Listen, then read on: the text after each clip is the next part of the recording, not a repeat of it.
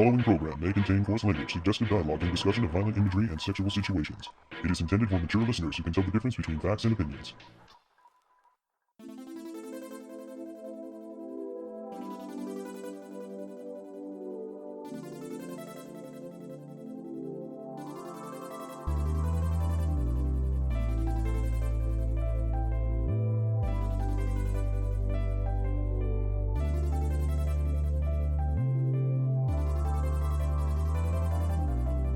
Spoiler alert, the future is still awful. On this episode of the Toonami Faithful Podcast, I am your host, Sketch, and with me I am... It's your happy co-host, Kuro. And... Toy Rider, Laser Kid. And... Yo, it's me, Streaming Steven, holding the stream together with duct tape. Always appreciated. And we have a returning guest.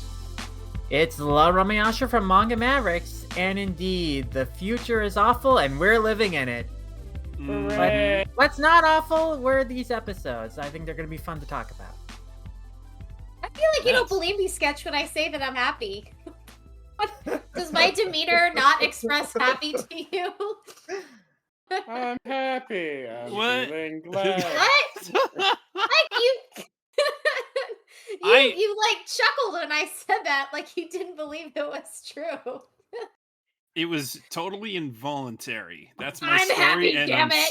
sticking to it. You should be happy. There's lots of things to be happy about.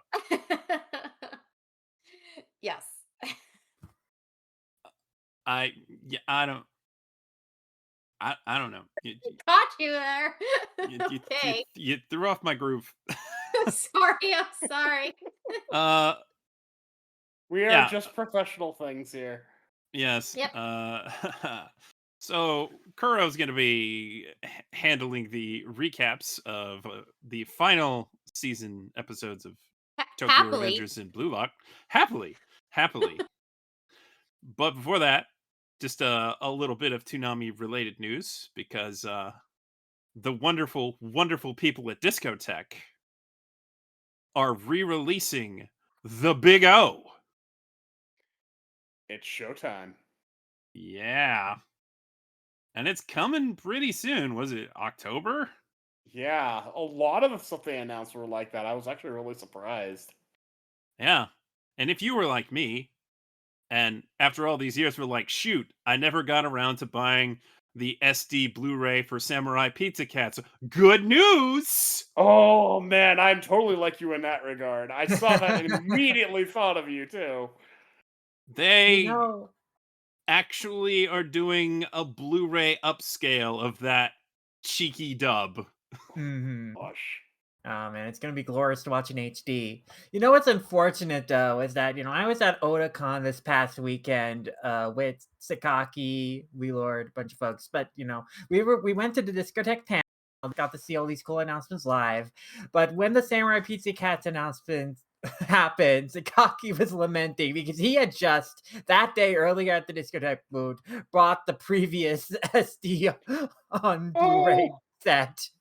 And now he was like, I could have just waited for this new set, and I spent $55 on the Ooh. day release. I guess they still had some of those to sell in person. Yeah. Yeah, But- there's a couple of things I've been burned missing out on Discotheque. Mhm. And that But was one of them. Wow. It's always fun to attend a Discotheque panel at Otakon because the crowd gets so enthusiastic. And this panel was full of a lot of great announcements of like new re-releases and license rescues of classic favorites. I'm looking forward to the SD Blu-ray release of like all of Lupin, the third part too. Mhm. Heck yeah. And it was a treat that at the panel to tease announce this release, they played the old Adult Swim trailer for love Lupin that. the Third Part 2, Nice. where it's just a clip from the Lupin in Paradise episode where, it was just a bunch of girls in gas masks shooting guns, and we're just seeing Lupin look at them. How can you not watch Classic. this? Classic. Yes, classic. Yeah, and so a lot of cool stuff from Discotech doing the great work. But yeah, that big O Blu-ray. Glad to see that they're going to be fixing some of the audio issues and subtitle issues from the previous release by Sentai. And yes, it's regrettable that the original opening team that sounded very much like the Flash Gordon team by Queen did not. I still It's have my not gonna be Bandai on this. DVDs. I still have them. Yes, a treasure. Hold on to those. But it looks like this is going to be a really great new release of the show. It actually looks so fantastic. I'm looking forward to it. I just had Steve Bloom sign the Sentai set. Doggone it. Hey, next time you see him, you can have him sign this new set too. The complete paradigm, as they call it. Mhm. Cheeky. That is cheeky. Another just fun little thing I'll mention there is that before the Discotech panel started, Justin Savakis was like capping people over in the room by doing like a giveaway with a bit of a trivia contest, and I won a copy of the Blu-ray for the complete series of Kekkaishi, just by answering, "Hey, Ooh. who was the original North American publisher for this?" So, I just Oh, wanted to mention wow. that because previous Adult Swim action show, old favorite of mine, and that was a nice little treat to It was me. a day one buy for me because I was lamenting when it went out of print on Viz. I'm like, I was gonna buy that. Mm-hmm. And so I did the second it came back. Nice. Very nice. Very interesting that they got Big O and a few other Sunrise shows that seem to have been they were all among the titles that Sentai had licensed through Sunrise like a decade ago. And never released half of them. I'm still waiting for something that they said they'd rescue and that has not come out yet and was not announced there. Maybe they'll announce it later. Maybe. I would Fingers certainly crossed. love it. I'm waiting for you, Butterman. I'm waiting for you. They better do better, man. Yeah, I mean they've already Man. released Gal Gagar. Mm-hmm. Sentai said they rescued it. I never did anything with it. Yeah. Weird things happen with those Sunrise licenses. Yeah. Now, I don't know if this means Big O is going to be able to stream anywhere because typically Discotech doesn't license the streaming rights, but I see a lot of Discotech stuff on Amazon usually. Like Ninja Robots is over there. yeah, and Retro Crush. And Retro Crush, yep. So it's possible they could end up there. And like what was it? The film Memories? No. It's what is the name of that spin-off fast service that the one that's getting Samurai Pizza Cats? I kind of wonder if it might end up on that. I didn't know there was going to be a Samurai Pizza Cats on a fast channel, so I'm not sure which one. I know several fast channels. I'm trying to figure out which one you're talking about. Yeah, the fact that it was getting it was through Shout Factory too. Mm-hmm. So that made people think that Shout Factory got Samurai Pizza Cats, but apparently not. Yeah. Justin was mentioning this, but they have separate rights. I think Shout just has streaming rights, but Discotech now has home video. Home stuff. video. Yeah, they did mention that. I didn't get to go to Otakon, but I did watch it online. I do remember that being mentioned. Can you tell I really wanted Samurai Pizza Cats to air on Toonami? Oh man, that would actually be such a fun thing to have on Toonami. Actually, never say never. Why not? One of these days, well, they do a retro throwback night, air shows that they never got to air. I don't know about God, that. that would have so much potential for. We've talked about a Toonami retro, what it could have been when they brought back the OG Naruto and Sailor Moon, like what that could have been. Mm-hmm. More realistic is that one day they make a remake of Samurai Pizza Cats, and then with any luck, Toonami would get to air it. But well, dreams. Well, that's that's going real well for things like Ronin Warriors and Ghost in the Shell. Yeah. Yeah. I One of liked those the shows New turned Ghost in out the better Shell. than the other. I mean, the New Oh. Ghost in Shell is fantastic. It absolutely is. I thought it was cool. Yeah, and the animation's incredible. I'm just saying it's they a are great bunch of nowhere humor. near Toonami. But yeah, and they're not no, getting there. Toonami, not gonna air on Toonami. I mean, never. I don't know about that Ronin Warriors. Ronin It was Warriors really don't even have a good. dub. Yeah, I mean that again. I don't think that show did quite as well. But Apparently Ghost got a in the second Shell. season. Oh, it did. It did. Okay, but I don't know if it's doing quite as well with international viewers. If it Based had on a what dub, I it might. heard. Maybe. Maybe. Sorry, that's been the thing that's been annoying the heck out of me for a while now. But no, actually, as wonderful as it would have been to have Samurai Pizza Cats on Toonami back in the day, it was actually when Cartoon Network was doing the Saturday Video Entertainment System. Then I was like, it'd be great if they threw Samurai Pizza Cats on this. That would have been pretty good. Really would have fit the vibe. Mhm. But alas, it did not. But that's okay. Now you can continue to watch it because it's very funny. Where Is can you it- watch Though- it? Well, it will be on Shout Factory's streaming stuff, but we were talking about the home video release. You know, it's funny how we are in this era of like massive anime accessibility compared to when all of us were growing up. And yet we're still encountering moments where like if there is some funky business with licensing, like will we lose any access outside of maybe pirating? So like I saw a notice on my phone, I think it was 2 weeks ago, 3 weeks ago. And I didn't bring it up on the podcast at the time because we had all this other news to discuss, and it was just like there was a lot of content to focus on.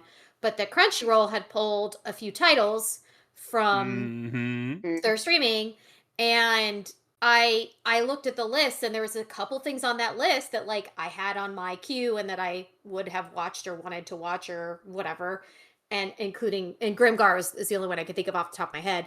But That was one I was gonna watch too, but I never got to. Yeah. And I was just thinking, well, like where would I be able to find this show now, you know? Unless like I were to embrace someone else's illegal activities, like where am I supposed to watch this show? And the outreach people Inflated had, prices on Mhm. eBay. yeah, The yeah. answer and then is nowhere. yeah, and people were outraged, like users were outraged because they weren't warned. Mhm. Apparently That's the there worst was thing. No, no Crunchyroll yeah, there never was no warns count. us. There was no Yeah. countdown. Like Netflix tells you this will be here for another. This is leaving soon. You know, Netflix is always Mhm. giving you the opportunity. Like, oh shit, I should watch this now before this leaves. Yep, I can tell you, But High Dive Crunchyroll does the doesn't same do thing. that. Yeah, well, Yep, every yep. other service does this. Prime does it, and what's the other one? HBO Max does it. So it was kind of like you would think with all of the feedback they get and criticism they get, they could still master this ability to A, inform their customers they're losing access to this, and also just B, in general, that we're still confronting this issue about accessibility for shows based off of varying licensing agreements that there is not as much transparency about. So I don't know. It's just something that caught my attention a couple weeks ago that we didn't even have a chance to discuss, and Yes. And Yeah. there Came were to some mind. really good And- shows that just got and- pulled. Just Including Evil a show that Empire. aired on Toonami, Black Lagoon. yeah, Yeah, that was the no. other one I was thinking of. Yeah, Black Lagoon. It's not Fan favorite available. for years, and now it's incredible. It's not streaming anywhere. Was an incredibly popular show in its time, and now you just can't watch it at all. Same with shows like Blood Blockade Battlefront. And it's like, Yeah. Yep, that's how can you gone. not give people warning when these Youth shows are going to 7's leave? gone. Slayers is gone. Oh my can't- god! Yeah, The Slayers, like that's just blowing my mind. Like Slayers. I have Slayers. ancient DVDs, but that's all I got. these Yeah. were popular titles that had strong fandoms and were Yeah, but well they're watched in their they're time, and so now we don't you care just can't watch them at anymore. all. No. Well, I'm curious about how many of them were Funimation titles before the merger, because a couple of them, A lot of the All Most best of of of them them. my, were. yeah, The majority of them were. exactly my point. So this is even more sinister than you would think, given that these were things that Funimation had helped produce and negotiated with, and now somehow after post merger, like Crunchyroll doesn't want to invest in maintaining these. So like, why did you do this?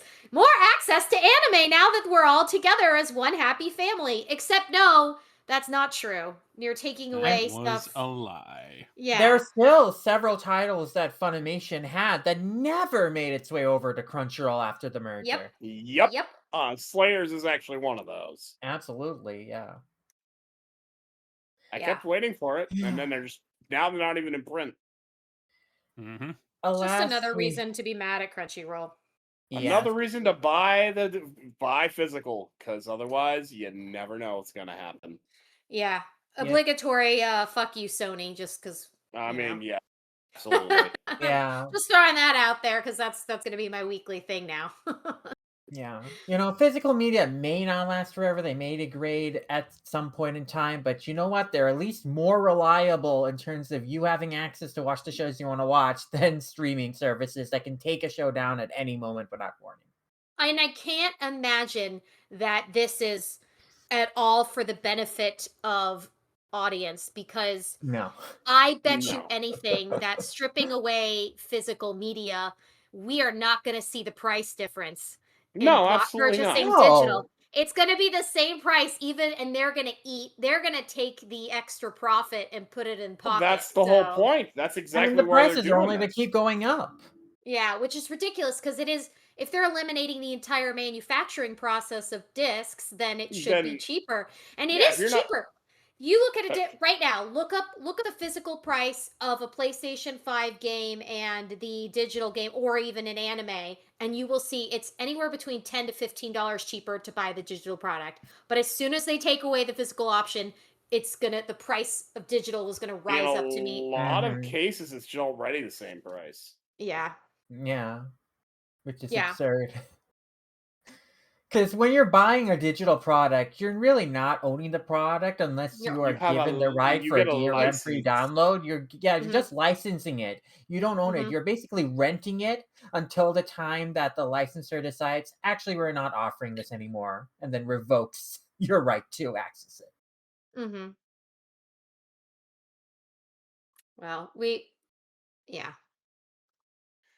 It's just Buy it something while you can. we're aware of. Yeah, I guess, like, if you can buy things, there's a reason why you want to put your money into physical media, which we'll always support here on this podcast. I think all of us are on the same Mhm. page with that.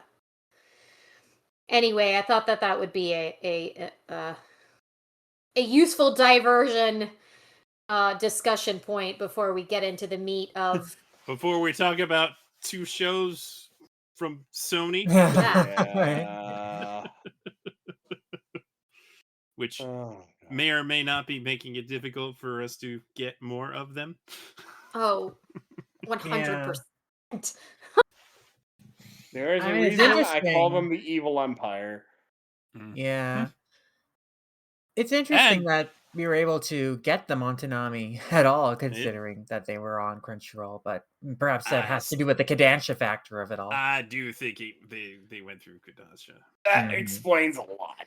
And perhaps if they went through Kodansha, that might give hope for the future seasons. Though I'm less sure of Tokyo Revengers than And that's Mulan. caught up over in Hulu, so Yeah, Gotta exactly. talk to so. the mouse, and that Mhm. is to the point of supporting physical media. You can only get the first season of Tokyo Revengers on home media. well, that's Yeah. true too. The other evil empire. You probably should get it soon because it's most likely going to go out of print. Mhm. I picked it up for $20. Nice. Very nice. Nice. Very good deal. Mhm. Well, that brings us then full circle, we're gonna start with Blue Lock. Yes. I don't think Blue So- Lock even got a home video release. No, it did. And I Did it? I'm pretty sure it did. Lock season 1. Yeah, I'm seeing one. No, okay. Yeah, and I know this because actually I had gotten an opportunity to get an autograph from the director of season 1, Tetsuaki Watanabe. Not specifically for Blue Lock, but in promotion for his new show, The Vermilion Mask, which is coming in the fall.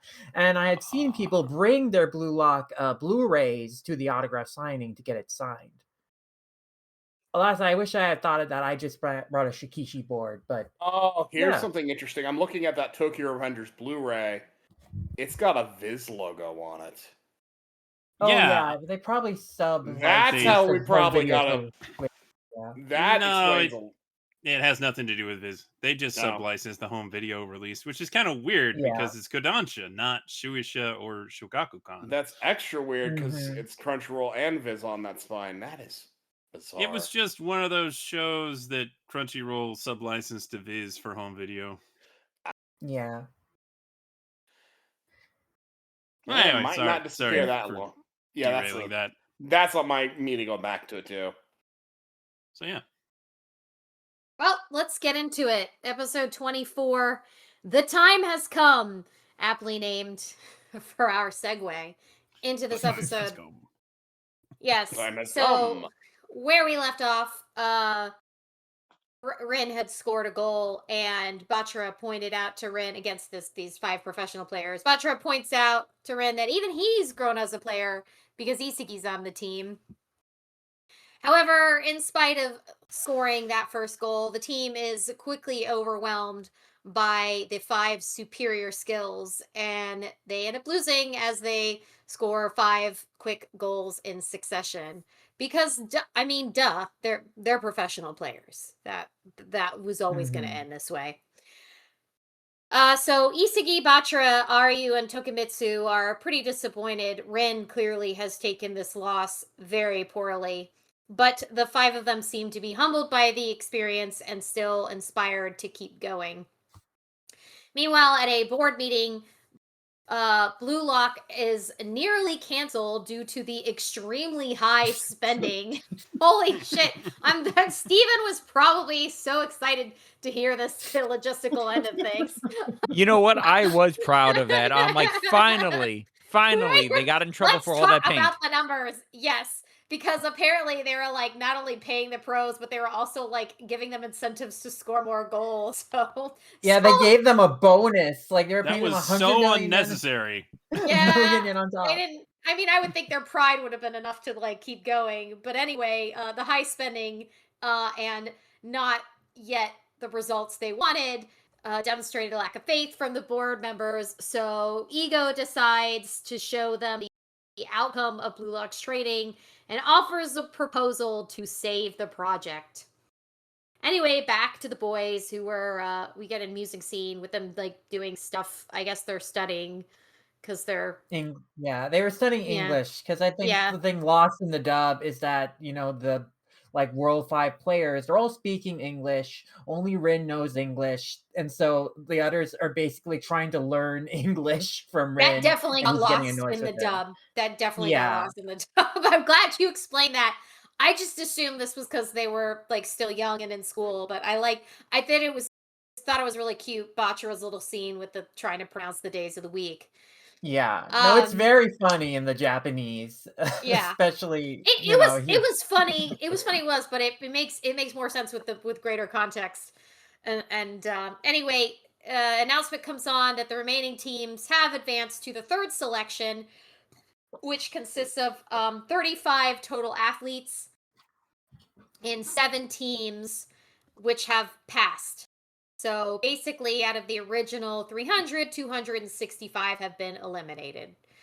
And the teams enter the central base in the order they passed, with our boy Isagi's team first, The remaining teams enter, and among them, the first team is Nagi, Baro, Chigiri, Zenitsu, someone else I didn't recognize. Then there are a couple players in the third and fourth teams that we don't know, as well as Nico. My boy Raichi, you bet he's even. Yeah, baby. Gagamaru, the remaining Wanama brother.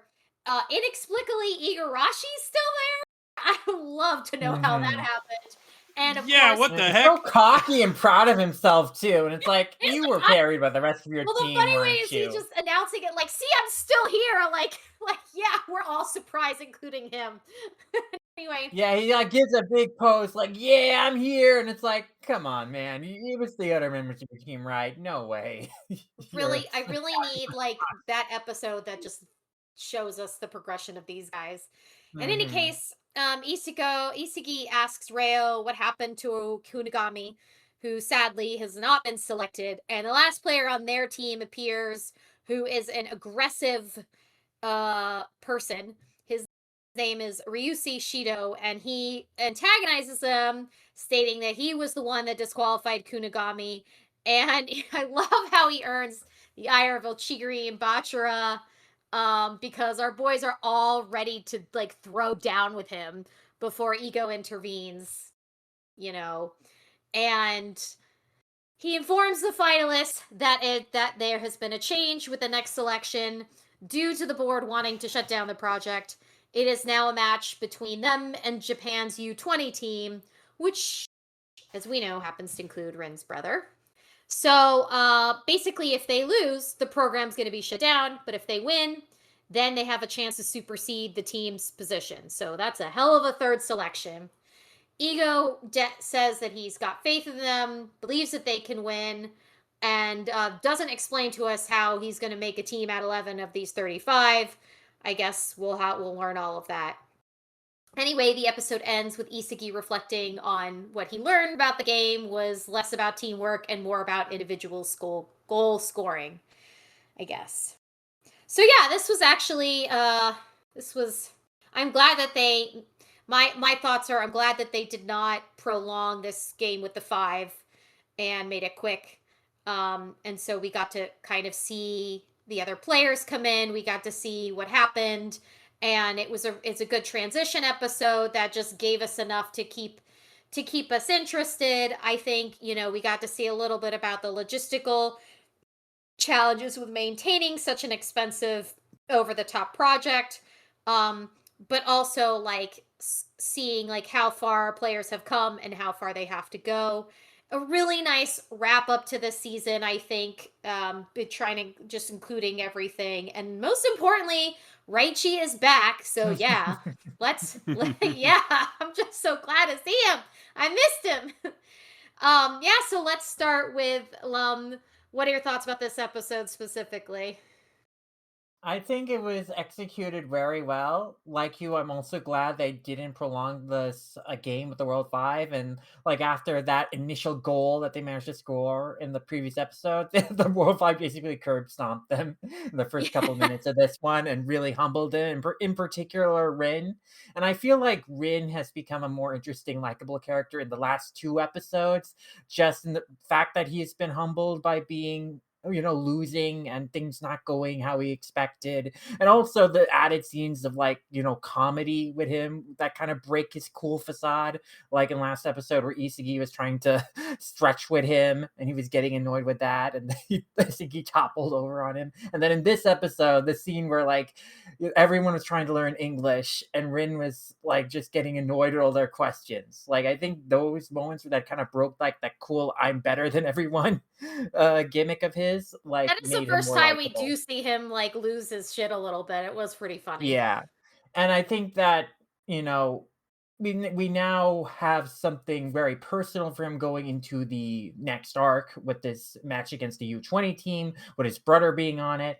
So I think that's good, as this is a character that's going to stick around as a focal character for a bit. So I think that was good to implement. And in general, I do like, with how skilled we've seen some of these players be in the series so far, to have in this game with the World 5, an indication of, okay, well, these are good for where they are now, but there is a level far beyond they have to reach in order to be like competitive with the best professional players, strikers in the world. And so there's a lot of growing they still have to do. And I like that. It's like a bit of a goal for them to aspire to. And the next step is to face the U20 team and see like, hey, are we a bunch of high school players, skilled enough to take on who are currently been selected as like the best players under 20 for the Japan team? So yeah, I think that's a good next step for this series. And in terms of like the characters that like made the cut, obviously there are like a lot of new characters that I'm sure are going to get developed in the coming seasons. I think they chose some of the more memorable and developed characters to continue on in the series going forward, of those who made that Except final for 35. Kunigami. Yeah. Well, I feel like, not knowing anything, but I feel like with the way that they have, just no real closure to Kunigami here, that they're gonna have to circle back to that, because I can't Mhm. imagine that a character that had as much focus and development as he had would just like be written out of the series Mhm. without coming back to him and having some closure. So I'm gonna hold my judgment on that and see whether we'll get Yeah. any follow up. In Yeah. terms of other characters like that, though, that I don't really expect to get a follow up on, but I'm kind of disappointed in that we didn't. I feel like Kuon, because he was one of the more focused on, fleshed out members of Team Z in that first half of the season. I think that him not being selected as part of this final 35 makes sense, because obviously, he was like a traitor to his team. He was not also the most skilled player himself in terms of like his technical physical skills. So that makes sense. But because he had like, you know, some development, some more standout characterization in an arc, I kind of wish we would have seen how he got eliminated, more closure to his character, and then a less like fleshed out character, but a character who had kind of a gimmick that I kind of wish we had seen like some closure to. Was like the guy on Team Z who kept having to play goalie. I kind of wish there had been Yaemon. a moment where Yaemon, we, yep. I was thinking yeah, exactly as you were Yep. saying that. I was thinking Yaemon was someone I exactly of was Yaemon. absolutely someone I wanted to see, Because and I it was would have sad been not to. really yeah, neat to see him. He didn't get a chance to show that he could be a player, and it would have been really interesting to see like what does he got? What does he have to offer? exactly. I would have liked to see him have a chance to actually show off what he can do as a striker. And it would have been fine if he got eliminated and didn't make this cut, but I wish we could have actually seen what he was capable of as a striker rather than, It makes you wonder kind if of, he got gypped because he was stuck being goalie in the first selection, if yeah. that really fucked him over. I imagine so, but I also wish then there could have been some like acknowledgement of like, hey, maybe I am not the best striker, but maybe I actually am a good goalie, and maybe that's a new goal for me to work towards. Again, I wish Or that we would have defense. some. Yeah. Yeah, exactly. I wish we had some. Again, this is, I guess, the character it's himself was like more was kind of a the fact that he kept playing goalie was used as like a joke, right? Yeah. So he wasn't really treated seriously as like a character we were going to get development out of. But I kind of wish we did get like a payoff, and we did like get to see more of like, hey, he was selected among these people because presumably he had the potential to be one of the best strikers in Japan, right? So hope Yeah. you wish you could have seen that be executed Yeah. on, and again more closure to that character. Yes. Excellent points. Yes. Yeah. That's why we But have you yeah, here. overall, I think that though this was a very strong way to resolve the season in terms of wrapping up established plot threads, having all like kind of the characters basically reunite at the end, and setting up like the next conflict going forward. So Yeah. very, very strong ending. And I ultimately came around really enjoying Blue Lock as a whole. I don't know if we're going to go into our full thoughts on the series quite yet. We'll get back to it. We'll circle back. Yeah. So those are my thoughts on this episode, and we'll get back to the series later. Excellent. Laser, I know that you were never on board with this, but did this last episode improve your thoughts at all Did you have any feelings or reactions? I mean, they brought I Richie do back. have Come on. I have some thoughts, um, and a lot of which was just mentioned, but my biggest criticism of this episode is that we've said goodbye to some pretty major characters, particularly with Kunigami, but also Iemon, who's kind of just been there the whole time, Mhm. and we didn't even get to see it. Yeah. Mm-hmm. It just happened off screen and moving along. Why should I get invested in any of these characters if it's going to do that? Fair enough. It's a legit Mhm. criticism. And that bothers me. No, it doesn't make me hate the show or anything, but it really does bother me quite a bit. Because I kind of cared about some of these characters to some extent.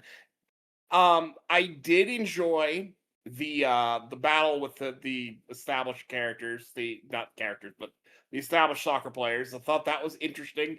I love the reaction to losing because they lost. And you'd expect in this show, when they lose, they may as well start singing, "Why did this happen to me?" But they didn't do that. Instead, it's like, wow, we were actually competitive. Like, yeah, you were. Refreshingly optimistic for the show. Kind of like that. I Okay. do enjoy Ego fighting with the other board members. Like, what is your thing doing? Well, would you let it finish? This would be like ordering a cheeseburger from McDonald's, and 2 minutes later, before it's even gotten to you, and like, oh no, I'm not confident in this cheeseburger. I'm leaving. It's like you haven't even seen it yet. Or like producing a movie about a certain coyote and getting all the way there Yes, it would be and never very releasing much it. like that. So yeah. Yes, it'd be Yeah, very much you like already I don't invested know, it into just this. that. just randomly occurred to me. Yeah, Like who that's would not do a that? real thing, right? That would be incredibly unprofessional. Who would do that? But yeah, no, I That's my enjoyed shade. the whole thing. I really enjoyed Ego getting to have his fun with that. And I do like that we're gonna throw literally everyone together and be like, we gotta go save Blue Lock. That is an interesting hook for season 2. So it wasn't all bad. Am I overly interested in continuing it on my own? No, not really. But if it comes back, will I watch it? Yeah, probably. Alrighty, Steven, I know you're itching to tell us what you think about that budget discussion. It was the best thing in this show that they have ever done. That was more intriguing than any of the sports they played. And I don't Steven's get like, hyped up my on butt budgets. is in that chair in that board meeting. I am sitting through all of it. I did not tweet through any of that stuff. That was it was gold, man. Because the Ego finally got his almost comeuppance of like saying, man, it's costing so much money. They did all this stuff and there's nothing to show for it. They built a building and painted it blue and they have nothing to show for it. And it's like good on those board men to go tell him that. And then Ego had to get up, his hand in it like he's this stupid Riddler coming in there. It does And talk in riddles. He would be. Yeah, he's like, well, what do you know? And it's like, dude, you're not the Riddler. You're not Pegasus from Yu-Gi-Oh. You're none of those dudes. You're a guy who thinks he can do really good analytics and think, I'm going to change this game like Moneyball did. Like he read the Moneyball book about putting analytics in baseball. It's like, dude, no, you're not going to change anything. But, he got his way because he's Ego and that's what he got. But I mean, good on the boards makers to say, hey, you're wasting too much money, man. Good on them. That's basically it of my rant. I mean, good on him. The rest of it, I could take it or leave it. I mean, it's I didn't expect them to like lose. And like in the previous episode, I didn't expect them to lose and then take him anyway. I didn't expect that, which was a really good twist. But this one is like, I guess they would lose because they're better than them. And it's like, dude, I would hang my head in shame because you lost what 5-1. I would hang my head in shame. You're not going anywhere after that. But hey, you know what? good on those board men. They were the highlight of this show. Yeah. I have no notes. Alrighty, Sketch. What are your thoughts about this finale? Oh, let's see here. It is great to see Rin kind of losing his composure over everything, and everybody else being like, "Man, these guys are tough. We had no chance of winning." And Rin's like, "Oh, we should have been able to win."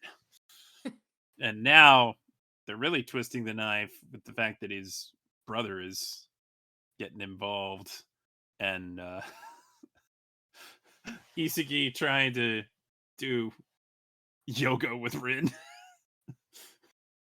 Not a good idea there, buddy. It's about time that the investors all call Ego out on this nonsense. It's long overdue. And I guess that first goal was just kind of like testing the waters, because afterwards they're like, "Oh, we're not going to let them get another goal, are we?" Nope. Mhm. And Mr. 17-year-old good enough to play for the French team, that guy was scary. Really scary. I don't think Ego needed to incentivize those players to to get so many I what guess they're because they're thinking. professional level players, and they do mention this at the end of the episode. Why else would they waste their time like playing against a high school kids if they weren't like getting something out of it? Like I mean, they would look throughout this stupid if game, they lost. yeah. So I mean, yeah, like yeah, the World 5 were never taking them very seriously. Like after they score the team scored like a goal last episode, they were like, oh, okay, these kids can actually play. And so then they put a little more effort into playing. But throughout this game, as we saw in this episode, they never really like felt like pressured. And they pointed out, hey, you kids have kind of a lack of experience. And they pretty much like clowned on them throughout the entire thing. So yeah, Yep. it's like for them, this is like, okay, we're doing this because they're gonna get a trip to Japan and we're gonna get paid out of it. So I think that's why Eagle had to incentivize them, because otherwise it wouldn't be worth it. Well, yeah, he paid them like a flat rate, but then the bonus per goal was like a little over the top. Like that was a lot of Mhm. money for for a goal Yeah. that they're definitely gonna I get. mean, the board members are right to be exasperated. It's like, what? Why are we spending all of this on top of this?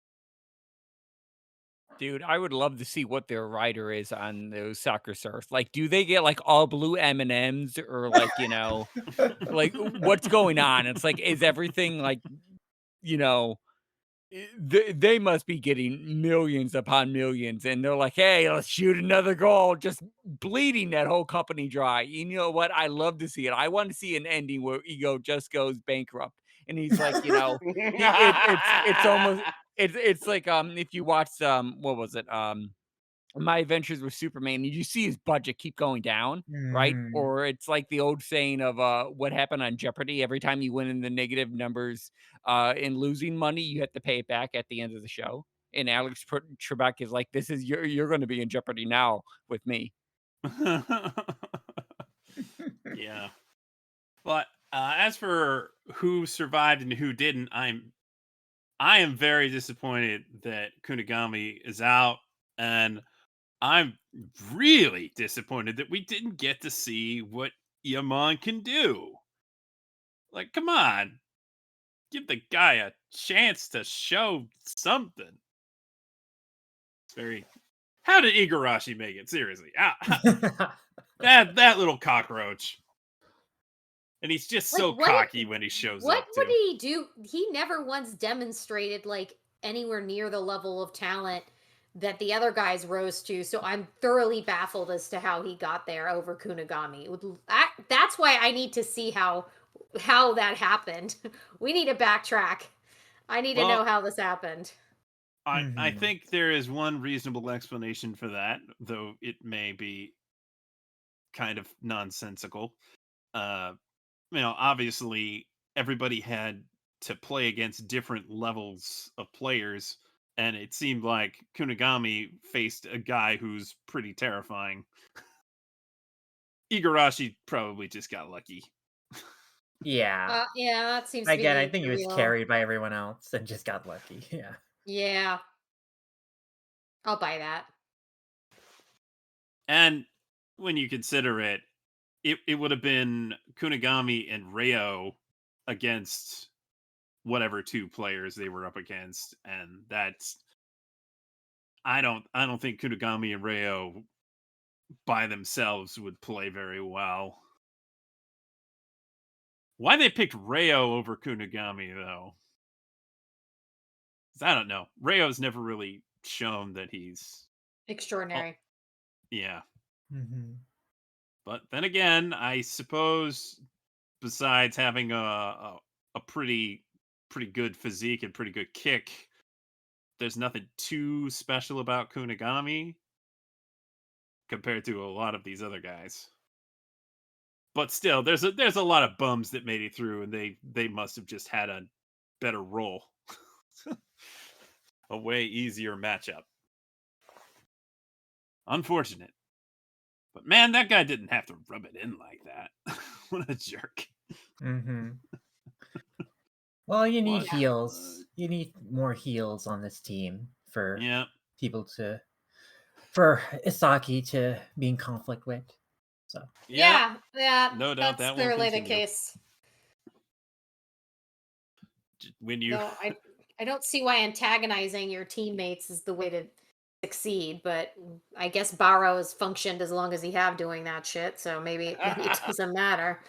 well, I mean, Ego all wants him to be selfish and egotistical in the pursuit of being the best striker in the world. So, makes sense you have types like this guy who are just like I guess total so, but ultimately you do have to play on a team. Like for Mhm. all of the shit that Isagi says at the end, I'm not sure I agree with his conclusion there that it's like the team doesn't matter. Well, like if he doesn't have all these other people that he's having the chemical reaction with, then all of that is useless. You can be Yeah. an amazing striker, but if you don't have the support behind you to get you the ball and get you down the field, then you're fucked. Yeah, that's You're the not one gonna thing score. I think the messaging in the show is very confused because like in Yeah. every game, it's like the collaboration between different players that is what is key to like winning the matches as much as like the personal development of an individual player is important too. So Mhm. there is like something to the idea of like, you can't just be like a support player if you want to be the best in what you want to be in, like a striker. You have to improve yourself to be really good on your own. But as we've seen in all of these previous games, including like, the previous game where Isagi's team and Rin's team faced up against each other, the entire focus on the match was about the collaboration between the different players on the team and how they were helping each other and scoring goals because of that. And that was a true line throughout a lot of the previous matches. So it's a kind of a confused element of the message of this show where it's trying to say, no, teamwork is bullcrap and it's all about being the best you can be regardless of anyone else, while at the same time being, oh no, that it's the teamwork that helps each other grow and it helps you win. And it's like, well, you're kind of mixing what your message of what's important, what you're trying to say here. Yeah. Well then since we've moved right into it, let's talk about the series overall, thoughts about it playing on Toonami. I want to go in reverse this time. Let's start with you, Sketch. How'd you feel about Blue Lock? And how did you feel about it airing on Toonami, more importantly? Well, as I said way back 6 months ago, I suppose, I thought it was an interesting pickup for Toonami. Very unexpected, even though I was aware it was popular. I'm still not entirely sure why it's popular. But Yeah. well, actually, I was looking at the manga recently, and the art is really good, really dynamic Mm-hmm. stuff. So I think I understand why it's popular as a manga, at least. And this season of the anime certainly had moments that were very interesting artistically. So I guess that's enough. Because story wise, character wise, it's fallen pretty flat for me. The one thing I will say is there's a clear difference between Isagi at the start and Isagi now that has shown tremendous growth. And I guess that's just the symptom of him being the quote unquote main character, because we don't really get to see that for the majority of other characters. And that's kind of unfortunate because there are more interesting characters than Isagi by far. But as a point of view character, he certainly works because he's that guy that whatever team he's on, he makes them better. Or that's kind of the role he's developed. But there were definitely times in this season where things really dragged for me and I wasn't sure if I wanted to keep watching. And now that it's over, though I could immediately continue and watch the next season, I don't really feel compelled to, at least not yet. I don't know. It was all right. Pretty fun to talk about from time to time. Solid And as assessment. yeah, Go on. I think it's fine that Toonami aired it. I think it was timely with the World Cup and all, which was probably the intention. And it was interesting enough to talk about, so I guess I can't really have too many complaints. But to say there are definitely better shows we could have been watching instead is an understatement.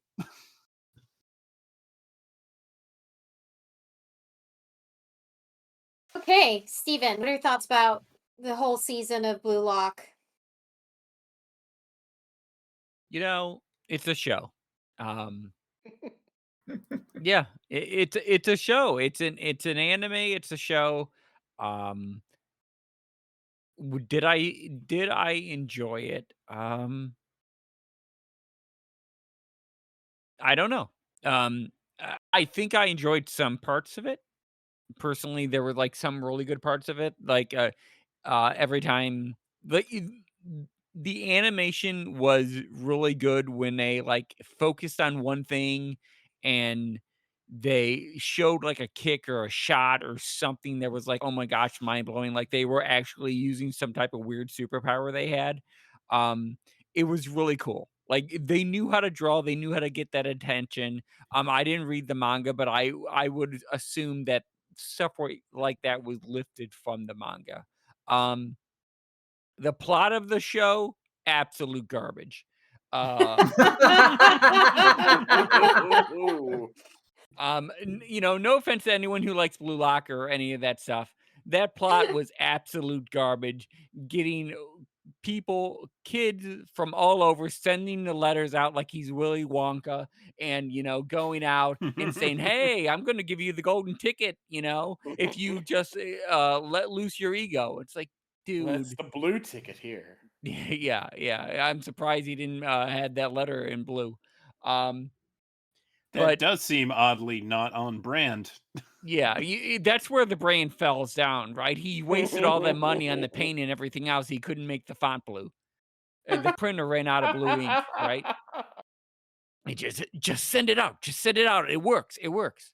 Um, so yeah. I mean, it it was fun at times to see that stuff. There were a couple of things in there where it's like, oh man, I can't wait till the next weekend to see what was going on, right? You know, um, Other than that, it really didn't do that much for me. I am glad Toonami got it. Like, it makes sense that it was on there with the World Cup going on. Uh, Otherwise, okay, good job, Toonami, for getting that. Maybe the next thing will excite me, maybe not, but that's okay, right? Everything doesn't have to be made for me. Mhm. But I can still enjoy it and watch it and say, you know what? You did a good thing. Good job, Blue Lock. Not you, Ego. We're not paying you. Ego's the best character. What are you talking about? You know what he is? What? He is so Take that. lovably hateable that I hate him so much that, you know what? I almost like him. Wait, no, I take that back. Henri is the best character. Yeah. Ego is second best, despite how he treats Henri, which is not good. Stop I it. like Oh. Garo because he just says donkey all the time, and he's like, I'm gonna Yeah, say we should have had more sides Raichi- about.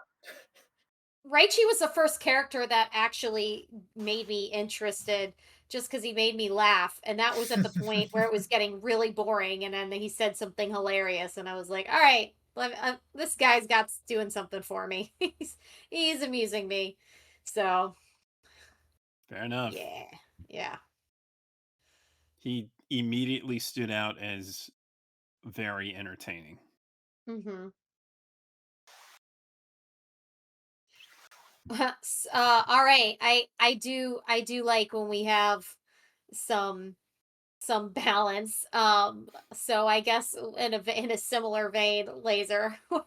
It's about the show. I already think I know what you're gonna say, but I want to Well, hear it anyway. it's been a thing, so I might as well say it. It's Blue Lock. It's fine. I don't hate it. As critical as I can get at it at times, it's fine. It's like going to McDonald's and you get a serviceable burger, but like it's not a great burger or anything, but it's food allegedly. Allegedly. It's there are things I've liked. I have enjoyed certain moments with certain characters where I've really latched on and gone, yeah, that's cool. I really enjoyed Batro's little character arc. I thought that was really well done. I did enjoy some of the team dynamics. I actually like that it threw me for a loop when the team lost and Isiki got picked. That was the biggest shocking surprise out of the whole show, because most of the time the show goes pretty much exactly the way I think it's gonna go. So it was nice when it threw a curveball. I enjoyed the character moments when they happened, but soccer is not really my thing to watch. I'll play soccer and enjoy that, but watching it, like, I don't even watch the World Cup. I fall asleep. So the soccer scenes, even when they're done well, it's just not my thing. If I had to give it a score out of 10, I'd probably give it a 7.5 at most. Oh, wow, that's probably more than what I would give it. That's pretty respectable. It's decent. Did I like it? Not particularly. I'm thinking more like a 6.5. Yeah, that's where I'm at. Not Yeah. bad, but maybe there I other am things just I'd being rather watch? based on what you Yeah. guys are saying. That's probably what I should give it, because that kind of, like, I'm trying to be like fair with it. Like, I don't think it was bad. I just yeah, probably 6. That is probably actually fair. It's okay. Am I glad that it's on Toonami? Actually, yes. Even though it was not my cup of tea, decidedly, it's something very different, and I think that serves Toonami. Good for variety. Yeah, well, I mean, Yes. it branches you. Maybe you go, oh, what if I want to watch a good sports anime now? Because I'm generally not a sports anime guy, but if you've never even seen any of it, maybe you like the idea of it and just want a better version. There's a ton of those out there. Mhm. And for a lot of people, that's been opened, and that's a good thing. So I am glad it was here. As I said before, I don't know that I'm gonna hunt it down. I could. It's right there on Crunchyroll. I'm not overly interested. If it gets picked back up, I'll keep watching it. It's not bad enough that I won't look at it. But I Yeah. think that's kind of where I'm at with it. Alrighty. Lum, I would imagine you have a bit more to say on the topic that's positive. I certainly think I'm probably the most positive on the show of everyone in this call here. But yeah, because Which I is find why you're myself here. enjoying Blue Lock overall. I think, in our previous times I've come on to talk about Blue Lock, I have mentioned that some things that I felt were lacking in the show at various points were the fact that many of the characters were either one joke or one gimmick, and pretty shallow. And this extended to, the rival teams where, you would imagine, okay, well, there's really only one or two other characters on this other team we're focused on. But I think it really hurt that on Team Z, like half of the characters were pretty uninteresting and seemed to be just defined by a joke. But we got like a couple of characters like in every match. Really, there was just like one character per match in that early on like first selection of the series, where it's like, okay, in this match we're gonna explore Kunigami. In this match we're gonna explore Chigiri. And then in the last match with Team V, we kind of get some more focus on like, you know, obviously we have Rayo and Nagi, but then we have more focus on different members of Team Z as the stakes are so high and to win in order to move on and whatnot. And you get Kuon, I guess, gets the most out of that, and then of course he doesn't get anything else after that because he gets eliminated. So that's the thing. But I do think that overall, in terms of true lines, I think that I appreciated Isagi's growth throughout the series, and he came to. And this is another thing, though, I guess that sort of makes the messages series difficult, is because Isagi's whole thing is that he recognizes, the potential of other people and how they might work best together in terms of chemical reactions. This idea of the spark of like, hey, how can two people play off of each other? And then he starts to recognize, how other people's quirks are and how they might respond to what he does, or how they might respond to what he does and all that stuff. So, or how he could respond to what the other person does. And so that becomes a whole thing of like, okay, so he kind of develops a skill that is based on collaboration, or like based on like understanding other people in order to be better player himself. So it just like it does seemingly defeat the message of like this pure selfish, okay, I'm just going to grow stronger and be the best player at the expense of other people, when it's like, it's more about, hey, you are working together with other people to lift each other up. So yeah, I feel like, again, that's a thing that I feel like the message of Blue Lock feels often confused, because it plays into a lot of these teamwork and everyone working together, camaraderie tropes that sports, anime and manga tend to have. But it also wants to say, no, we are against this idea through teamwork. But it's like in the actual execution of the show, that isn't the case, because how each of these matches go and what ultimately secures victory for the teams is that the fact they work together as a team. And how other teams lose is that they aren't working as well together as a team. Like that's how the whole reason why,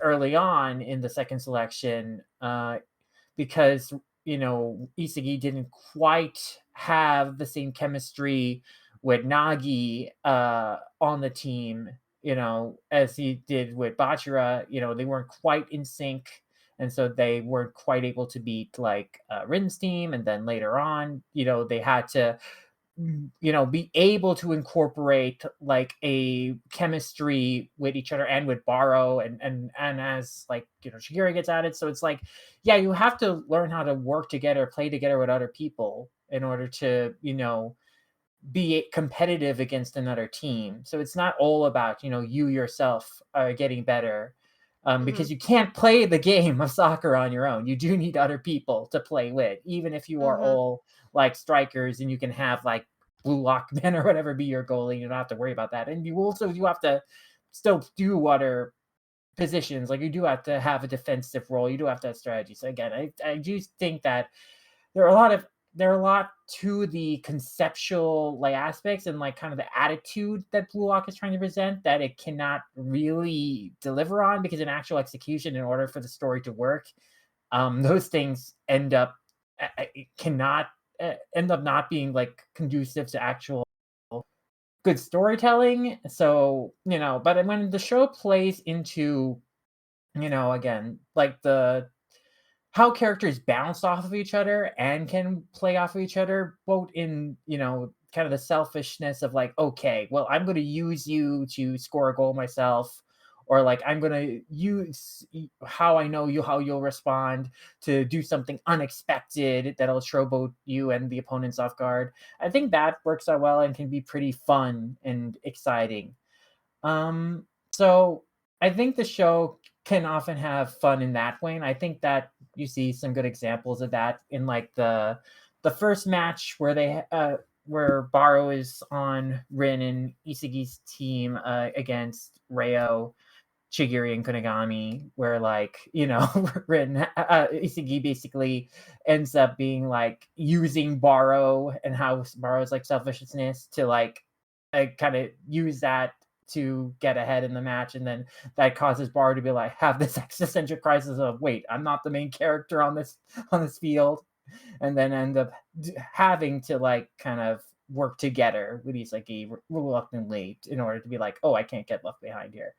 And we see that again in the final match of the second selection, where it's like Bachira kind of realizes, oh, well, yeah, I mean, everyone else is like, not even focused on me anymore, and they're like all obsessed with like getting ahead, and I don't want to be left behind, so I have to, start playing to win selfishly too, if I want to keep playing with the people that I enjoy playing with.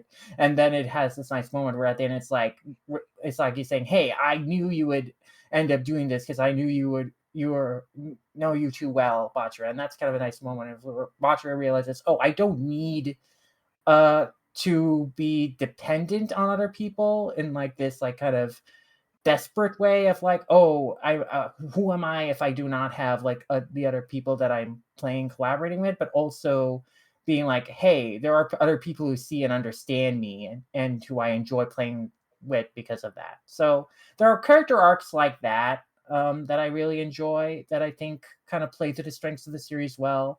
And so yeah, I think ultimately I ended up getting a lot of enjoyment out of a lot of the matches because of, again, how different characters bounce off of each other and how they kind of grow through the matches just in terms of their personal psychologies and as like people. And so I think the most satisfying in that respect for like uh Bachira and Baro, and then I liked Isagi and Rin. No, Isagi and Nagi. I think I'm coming around on Rin, where I was like, okay, he's like the stoic, arrogant type.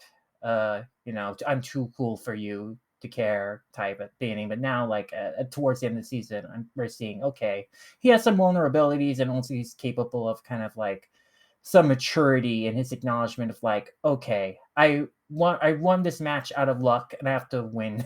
I have to live with that, and this kind of frustration with that.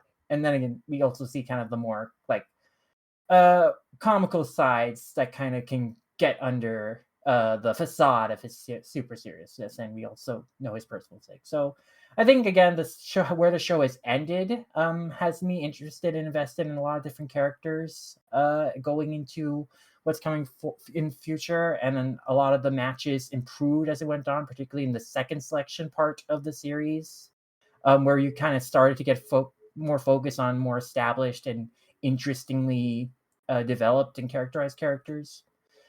And so going forward, now that they've introduced a bunch of characters we don't know anything about, I do wonder how much development and exploration we'll get of them that'll make them interesting.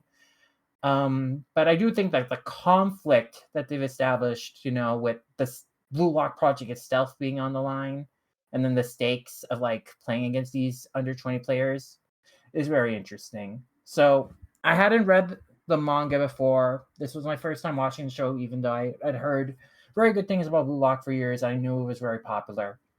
I don't think I'll be watching the second season just because I heard the production quality is it's not great. But I think I would continue with the manga. And if it did come back to Toonami, I would check in on it. But from the clips I had seen going around and from what I'd heard, people were not really happy about the quality of the second season turned out. But overall, people who are really into Blue Lock and have been reading it seem to really enjoy where it goes. And I am curious where it goes. Overall, I wouldn't say Blue Lock might be one of the best sports series I've watched, but I did find it engaging overall. I think there were definitely weaker moments, particularly early on, and where again there just were not as many interesting characters, and the development wasn't as strong.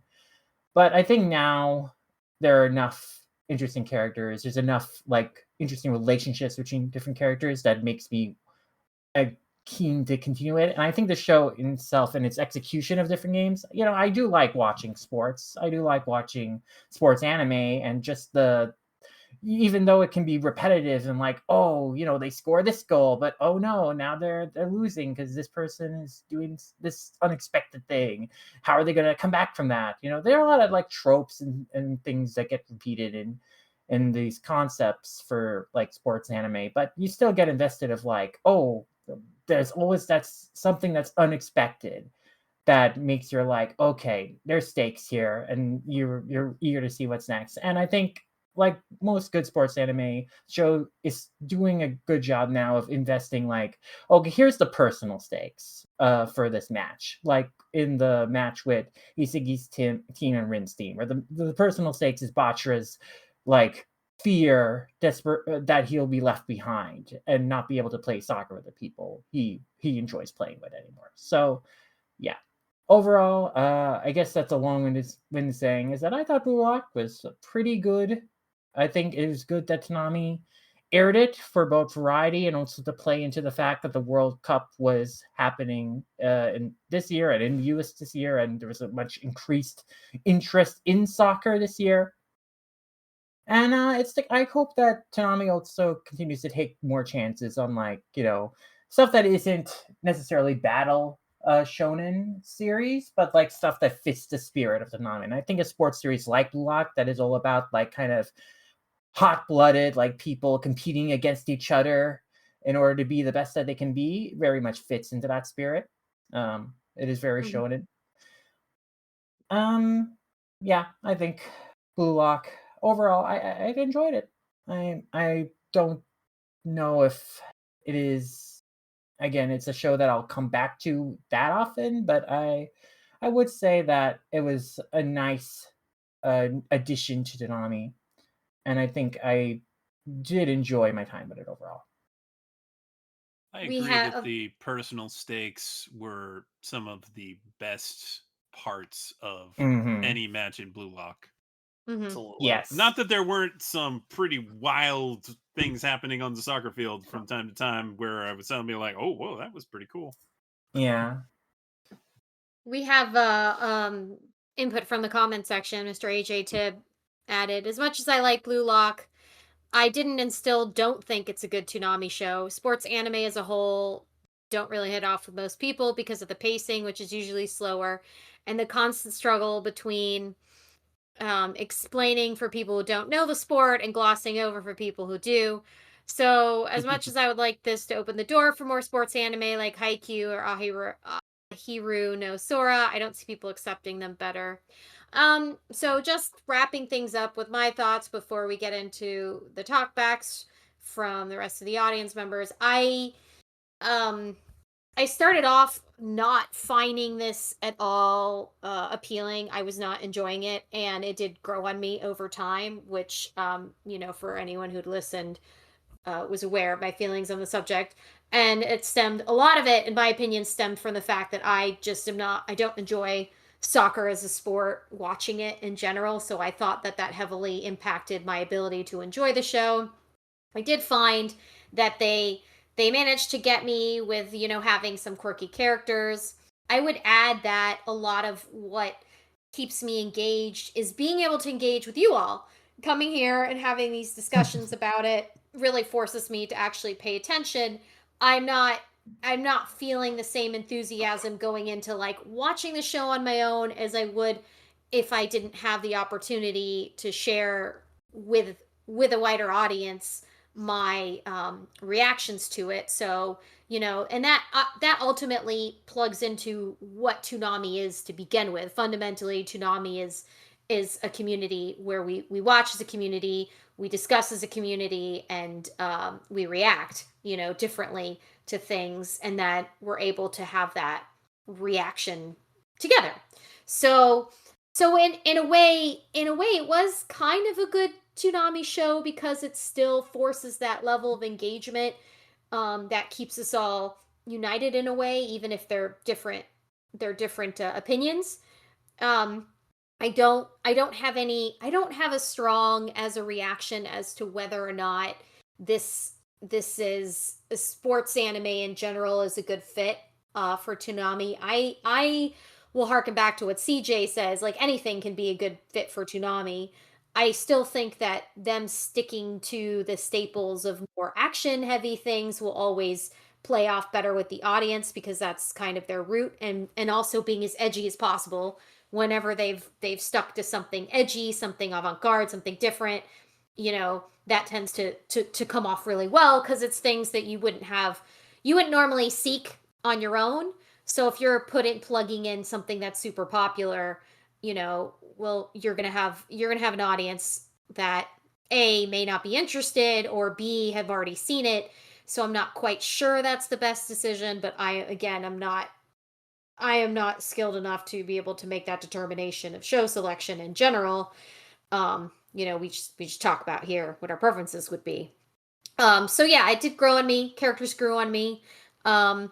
I'm pretty ambivalent about whether or not I would never seek this out on my own, but that goes for a lot of Toonami shows. But this one in particular, like if I never saw the conclusion of this, I'm not gonna bring it up again like I do some of the other shows. Though it would not make sense to me if they didn't continue the show. I am, in a way, I'm a little grateful that there will be a break. I feel like I need something fresh and different on Toonami. I need something different than this for a bit before they go and pick it back up again. So yeah, those are my thoughts. So Sketch, do you have any talkbacks you want to share before we move on? Yes, I do. First, we have a couple from Blue Sky. Yoo-Hoo Dude wrote in, Blue Lock was easily one of the shows I look forward to most watching next to One Piece. It was next to One Piece, but I get what you're saying. Some of the characters were one-dimensional, but watching the games and character development of Isagi, Nagi, and even Baro was entertaining. Solid 9 out of 10. 9 out of 10. Fair enough. I like the positivity. Rainbow War 71 wrote in, this was an interesting choice for the first traditional sports show on Toonami. Let me stop you right there. There Wait was a show minute. called Do The you Prince forget of Prince Tennis. of Tennis? But if we're talking the Adult Swim era, okay. It is. It would be great to see where it goes. Though, as the World Cup final shows, you should also be developing goalkeepers. Yes. Excellent point. It's Excellent funny. point. I will appreciate say, that joke. I feel Blue Lock was a better fit for Toonami than Prince of Tennis was back in the day. Though the way they chose to air Prince of Tennis certainly did not help matters in finding an Yeah, audience. no, definitely not. Yeah, Blue Lock being, I mean, Prince of Tennis is really over the top when it wants to be. Yeah, but it's I think slow. It takes a while to get there, where you're until the point where you start comparing characters' tennis swerves to like the meteor that destroyed the dinosaurs. It take a while to get to that level. that's true. Blue Lock is way more action-y right from the jump. Like, I think the initial hook was really good.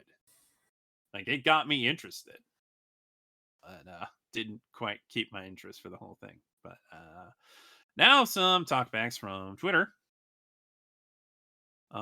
Tyler Westbrook wrote in, I wasn't expecting to like this show since I'm not into soccer, but Blue Lock really surprised me with its amazing animation, interesting characters, and unique story. I was a happy camper watching this show. 8.5 out of 10. And Anime Twin Princesses 716 wrote in, as a woman who is not into sports at all, I surprisingly really loved this anime. I loved how intense they made each game, and of course, all the hot guys, especially Rin, Aryu, Kunigami, Reo, and Baro. Big eyes. Fingers crossed we'll get season 2 on Toonami soon. Some of Lots of these positivity. characters in Blue Lock look like adults. I mean, I don't. They really like, do. There were some They guys do. that appeared towards the end in the last episode where I was like, these are supposed to be teenagers. Like, They're teenagers with attitude. Teenagers with zero body fat.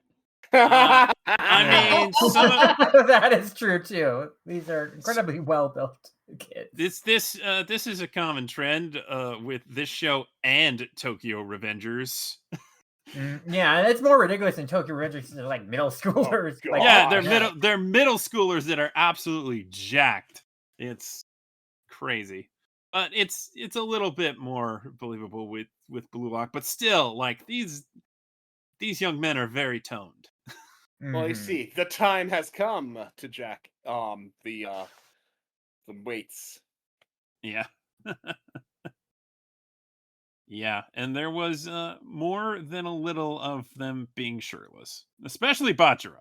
I mean, Batra Mhm. clothing was optional. That's just kind of how he works. it's good that he may have grown out of that. It stopped happening about halfway through the season. Mhm. That is true. Perhaps a reflection of his growing maturity. Maybe. Or just that Maybe. everybody was like, dude, stop doing that. That too. Well, being receptive to that is a growth. Oh, that's true. Mhm. Because Botcher at the beginning of this would pay that no heed. Like, whatever. I've got my monster. And he doesn't mean the energy drink. Yeah.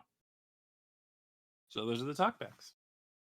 Thank you for submitting Alrighty. your talkbacks for Blue Lock. We greatly appreciate your thoughts.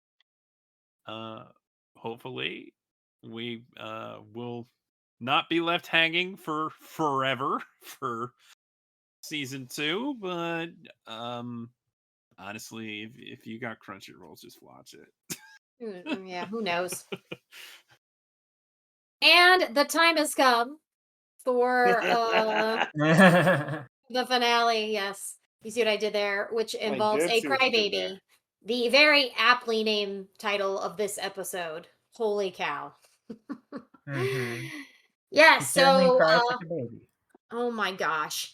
So, in the last episode of Tokyo Revengers, it was a meeting.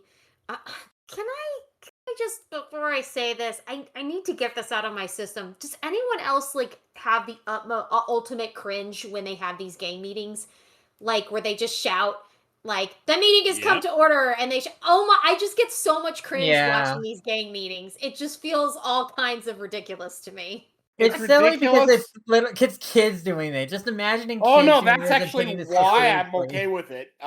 Sure. That's totally a thing kids did. Like they don't know what beating they're up each other, doing, not trying so to much. sound official. It's just like I'm just But like, Well, yeah, because they want to Yeah. feel like they're all grown up. sure. Yeah. Yeah. Teens are it's just- totally like this. But since the tone of the show is like playing it straight That's as the like, oh, problem this is with it. supposed to be cool and dramatic. It's like that's I think where the disconnect can be. Well, this is kind of a little Absolutely silly. agree there. Yeah, you could like they definitely think they're cool. They think that, and Mhm. I'm watching it like, Mhm. but you're not. You're not. You think you're hot, but you're not. Alrighty. Now that I've gotten that out of my system, I've been thinking that for like weeks now, for months actually, and I've just got to get that out of me. Yes. So, the cheesy meeting, Mikey announces then that Valhalla will merge into Tomon under Hanma's directive. And Hanma, who by the way mentions, well, he claims that Valhalla hasn't actually had a commander in a while. Bullshit. But this merger will make Tomon more than 400 members strong, which is huge. So the Tomon members celebrate their expanded strength. However, Takamichi fears this means Kisaki's influence is rapidly growing because Kisaki is then honored specifically for bringing these two gangs together. Because who doesn't want 400 plus teenagers, all hooligans, like hanging around a neighborhood under one devious leadership? I don't know about you guys, but this is a little nuts to me. Anywho, Mikey then proceeds to honor Baji's sacrifice, and he brings Chifuyu up, who reveals that he's decided to not only stay within the gang in spite of the merger and what happened, but he also announces that he has chosen to follow Takamichi. And Takamichi, and after some discussions with Mikey and with his approval, is asked to be commander of the first division. Takamichi reflects emotionally on all the members of all the memories from the past and the present that have brought him here, and tearfully agrees to be division captain. And all I can think is, get your shit together, dude. Pull yourself together. This is not the time. Wow, men are very emotional. I'm just gonna say that. Like, y'all men are Yes. super emotional. Anyway, the next morning, Takamichi he goes over immediately to Hina's house to promptly return to 2017. And I do think it's important to note here that Hina actually sees this exchange. I feel like that might be something to keep in mind for whenever we see Maybe, the next although season. it might be like, what is he doing? He really likes shaking my brother's hand a lot. It seems 'Cause- important. Seems important. She notices. And she's clocked change in behavior. So anyway, they'll just put a bookmark in that for the long term. He awakens in a dramatically changed present as a wealthy Tomon executive, and then he's escorted to a meeting with the gang's upper echelon. He fails at first to recognize his middle school friends, who it turns out are also part of the gang now and don't look as whimsical as they did. So, yeah, everybody's grown up in the worst way possible. He also realized, importantly, that he doesn't have Naoto's number saved on his phone. So a lot of things have changed. But what hasn't changed is that Takamichi has no poker face whatsoever. So as these bombs are dropping on him, he's like reacting in real time like a 12-year-old who's never seen boobs before. Like, what? Just cannot pull his shit together. So he's brought to a dinner with other top gang members from the past that he recognizes, and he also meets several new individuals who he learns are former Black Dragon members, and we kind of briefly saw them during the gang war segment, but now I guess they've merged into a super gang. However, the dinner makes it clear that these gang members don't get along, and we learn that there have been recent cop raids to the cover organizations, which have given rise to the suspicion that there is a traitor among them. I'm also really curious about what these cover organizations are. Like, what's their actual business? I mean, I'm assuming because they're a gang, it's drugs, but love for them to make that clear. They mentioned They- one person as a tech company. I think they were vague about the other person's cover business, but yeah, it seems Yeah, like they're in but, like, different cover for what? industries. Yeah, what are they? What is their? I mean, they're a gang, so what do they? What do they do? Mhm. What's their gang do? Anywho, Yeah. yeah, Kisaki arrives. He invites Takamichi and Shifuyu to speak privately with him and takes them off into another room. He claims then, as they're having drinks, to regret orchestrating the incident at the Bloody Halloween 12 years prior, which confuses Takamichi, even though we all knew this. However, he then admits, after successfully drugging them via the drinks they were toasting to Baji, that this is a lie. And he admits that he manipulated Kazutora into killing Baji. Duh. We knew this. We know this. I thought everybody knew this. Anyway, We're sure Takamichi realized it. I feel Yeah, like this is I nothing thought he new I to thought he knew them. this. Yeah, they So- knew this, but like I think that, Kisagi didn't know that they knew this, so he was having his big villain speech moment. Yeah, that's true. So Takamichi then comes to a few moments later, in the show, not in his own moments, real time moments.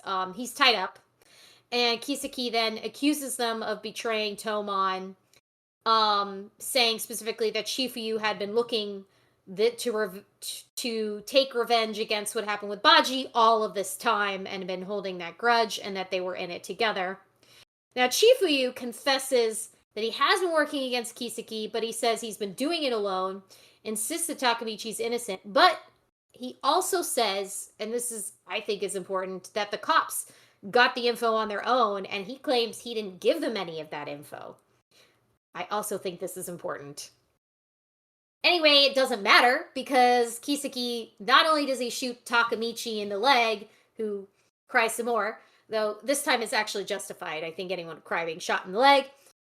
He then proceeds to execute Chifuyu. So yeah, the real gang shit. But not before he shares relevant information about the current status of the gang, and that is that him being Chifuyu, Mikey has disappeared, so we still have that as a factor. And Draken was in fact executed. So both these major elements were issues from the previous timeline that have not been resolved. Having witnessed a brutal execution of his friend Chifuyu, Takamichi breaks down in grief. But not before, but then Kisaki points the gun at him and pulls the trigger as he is notably emotional. He also calls Takamichi hero. And that is the end of the episode and the end of the season. And a couple thoughts. I was losing interest in the show towards the last arc. Admittedly, this is a great book because it is such a big cliffhanger. But we know from the back and forth in the past that they keep doing that. Obviously, they're not going to kill our hero, and then otherwise they wouldn't have 20 to 30 more episodes left. I think that it is interesting to see that him making the move to be in charge of Tomon did not ultimately change anything except for his own place in the gang. He didn't have any impact on the outcome of his friends. He didn't have any outcome on Draken's and Mikey's position and what happened to them.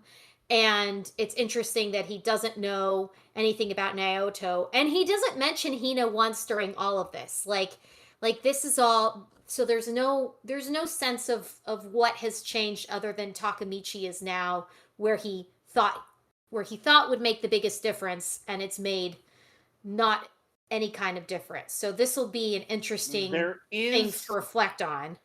There is one major difference I noticed besides all that. Go on. Kisaki's noticed Takamichi to the point where he literally asks him, "What are you?"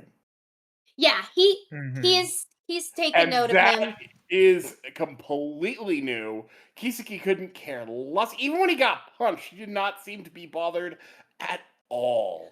But No, somewhere between the past and the future, he's taken note of Takamichi. He's noticed him.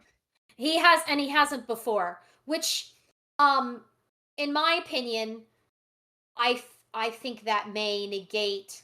I don't think this is enough of an argument that Kisaki is, as we've been calling it, another jumper. I don't think. I actually think this proves against it. I agree that it proves against him, especially because him calling him hero could be completely based on his behavior that we've seen him actively do in the past, and nothing to do with him jumping back and forth. The fact that he also cries while shooting him also makes you feel like, oh, at some point between what we saw in the past and this future, perhaps they had gotten close. Perhaps, like, at some point, Takamichi and Kisaki became friends, or there's something meaningful to Kisaki about Takamichi, that he's sad that to see him act so pathetically in his mind and be disappointed, like, this, you're not going to even resist, you don't have anything. Like Mhm. he feels like a sense of disappointment and sadness in that moment while shooting him. Yeah. So I think that's Also, interesting. also, why now? Why does Kisaki decide when he pulls Chifuyu and Takamichi to tell them about, this is what happened 12 years ago. Why does he pick that moment to do Be- that? What Because of That the I whole can- Judas that I- thing. It's because of the Yeah, police they have think been they have a raiding their traitor. other businesses, and so But that that could finally be prompted there could Kisaki be to act. any number of things. Like that is, I feel like Well, there's we any know it's number of things Chifuyu, that can though. contribute to that.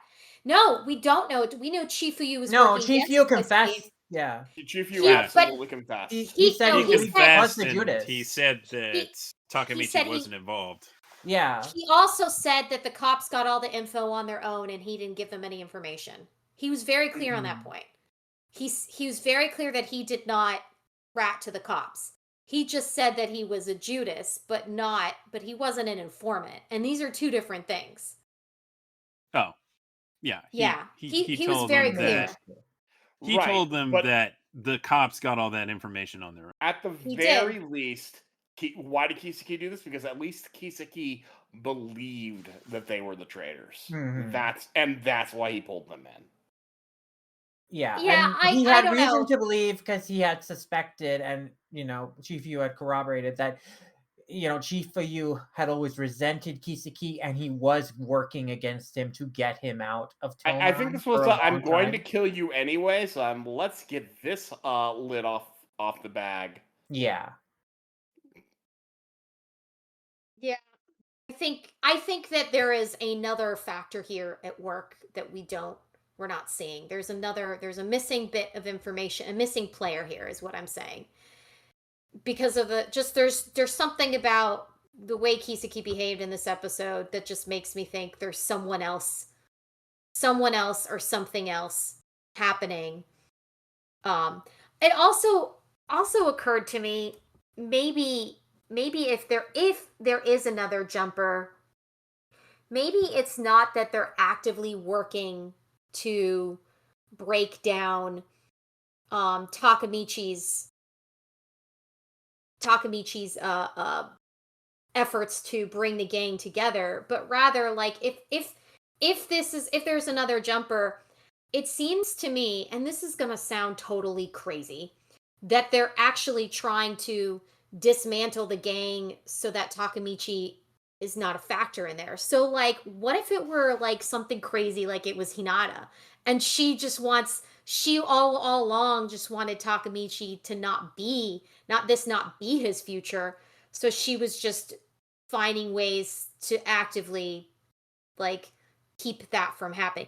I'm not even convinced of it as I'm saying it, but it made me think that like what if we were in general looking at this the wrong way, that this wasn't Kisaki orchestrating the changes to the timeline. He was very transparent about his goals. He wants power and he wants to be in charge of this gang, and he's gotten it. He's gotten everything he's wanted so far. Even with Takamichi working against him, everything that he wanted, that he planned for, has happened. The only person who's not getting everything he wants consistently is Takamichi. So someone's not working against him, they're working against the gang that's affecting him specifically, his motivation specifically. And I just trying to think like who else would have a motivation to keep him out of this other than his girlfriend. Maybe. This could be crazy. I don't think it's her, but I do It's think her either. It's just a thought. Right. No. But I do think you're onto something. That the It's an other inkling. timer may well just be I don't want Takamichi in there for whatever their reason is. That could very well be the case. Yeah. There's something about this episode that made me rethink what I had thought all along about all of this. And again, like I'm not necessarily committed to this theory. You want a wild version of that theory? Sure. What if it's Mikey? Yeah, okay. I like the wildness. The reason he is the only one that's noticed something's up with Takamichi. Why is that? He's missing. Also, Yeah, he's it's also a fair point. missing in multiple timelines. Yep. He's missing for Yep. some reason. And if someone wanted Takamichi out of Tomon for their safety. The only other person besides his girlfriend would be Mikey, and I think Mikey would do that. Yep. Now, I'm I not saying love it the is zaniness Mikey. of the. No, Yeah. we're not pulling a Paul. We're not fully committed to these. This No, is just no, shooting no. the shit. I'm just You I'm just know. exploring your theory and adding to it Yeah. like, well, someone else it could be if it's that. Yeah. Anyway, those are my thoughts on this episode specifically. Now that I have shared my crazy let's go to sketch. What are your thoughts on this episode? This finale?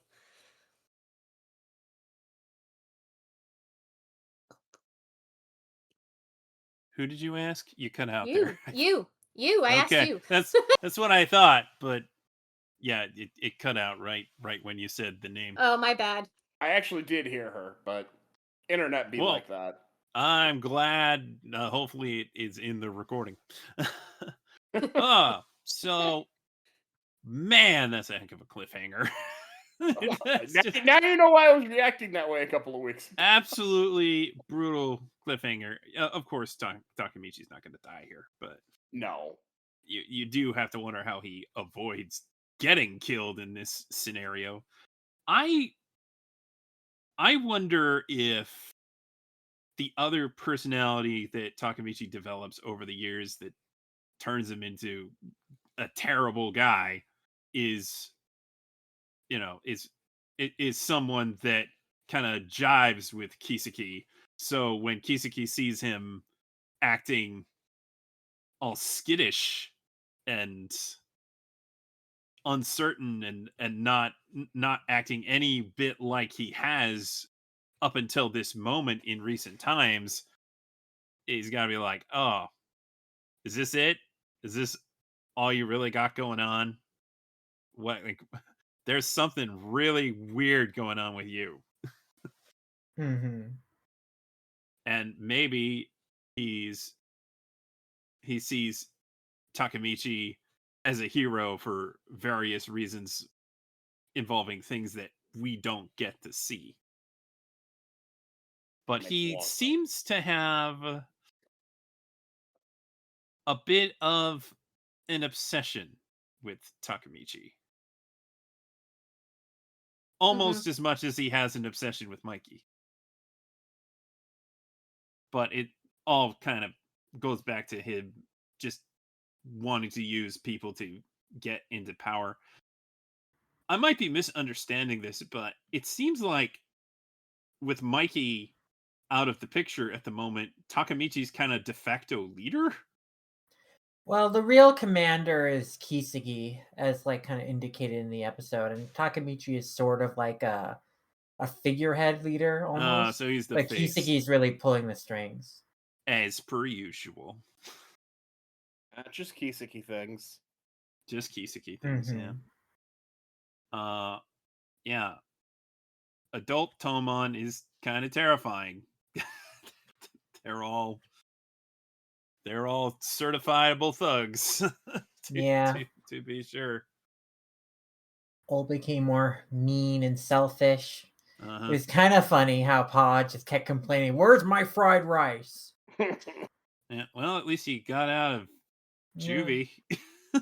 Well, and on that note, we did a lot of the games were like, oh, the originals don't do anything.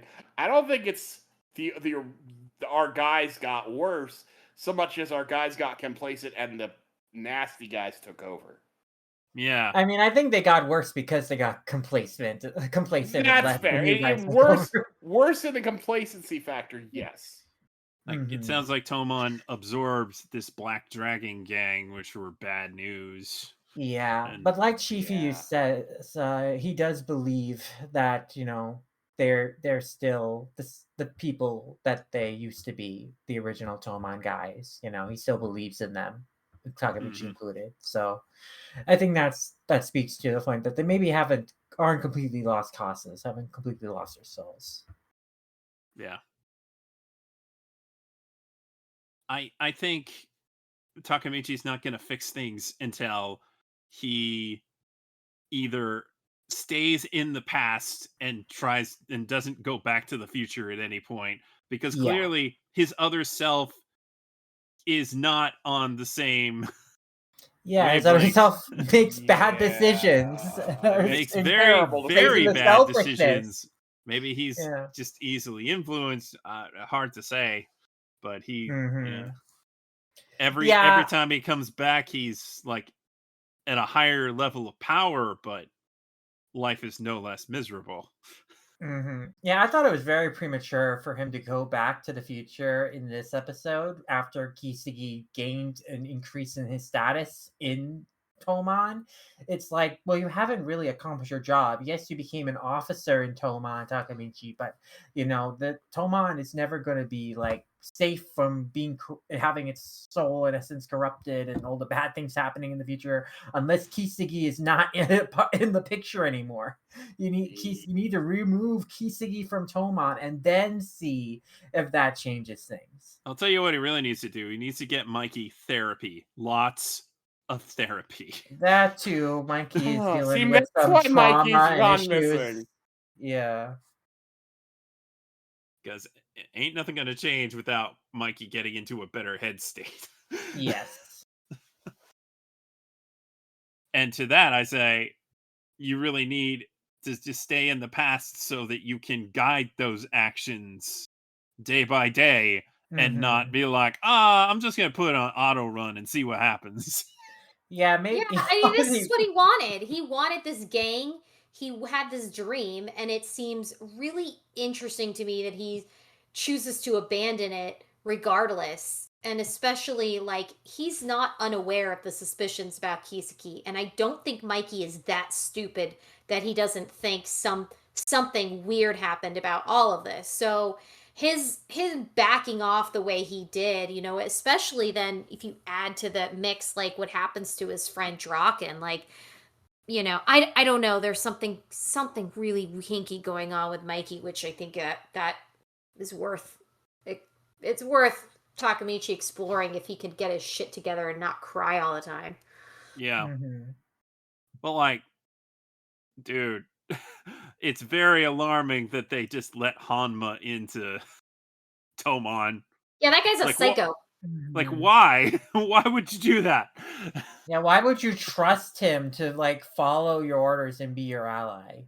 I think it speaks to Mikey's state of mind where he wants to grow Toman, so he's willing to make these compromises in good faith. But like, yeah, he's maybe too trusting or too reckless with like, inviting these other people who they were just in conflict in to the gang and like and giving then- them authority.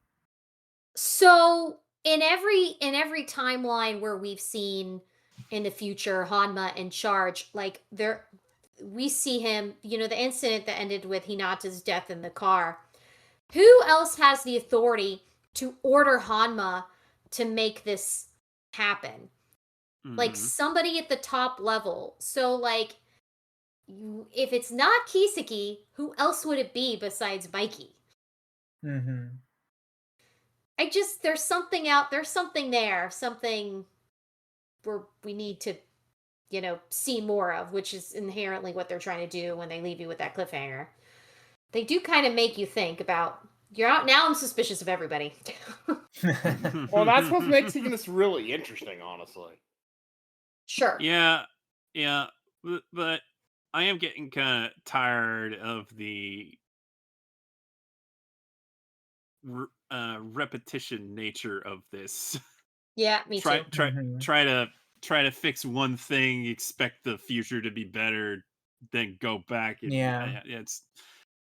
mean, it is an interesting way to tell the story for the most part, but the way they kind of keep repeating the same beats is frustrating. Yeah, I think it's interesting to see how the future changes with every like adjustment Takamichi makes to the past that, makes the future a little bit different every time he goes back.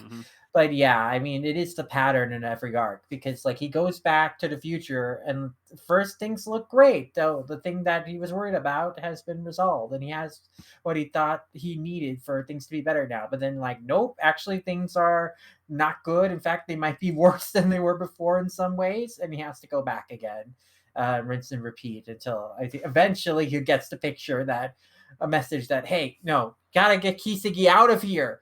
This nothing changes until Kisagi is out of here, and then even then maybe not, but like that's the first thing you should think to focus on. Even then, maybe not. Yeah, it's and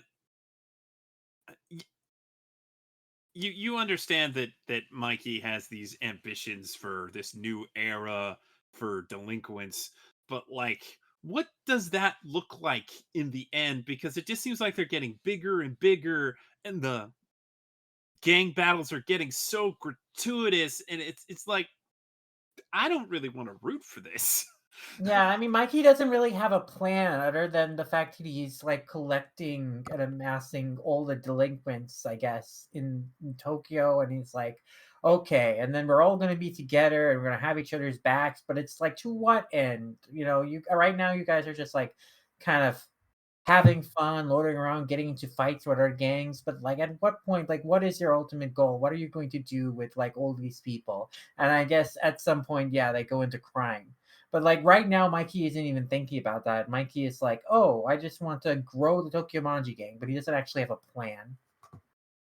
Yeah, to what end? And like the majority of these guys that show up to these meetings are like they don't have a clue about anything other than what to wear when they get there. It's really about a status thing. It's like cool to be a member of the Tokyo Manji gang and be like, hey, I'm a part of this big, important gang of middle schoolers. You know, we're running the town as middle schoolers. And it's like, well, I mean, I guess, but what are you doing? It's basically like just you're just hanging out again, right? And you're just getting into fights with other groups, but you're not really. There's nothing really more to the gang other than this feeling of belonging. Hmm. Steven, how'd you feel about this finale episode of Tokyo Revengers? It was Sir something. He got he got shot. Yeah. That crybaby came out. Yeah, it was sure something. I don't like I was shocked watching it, and so I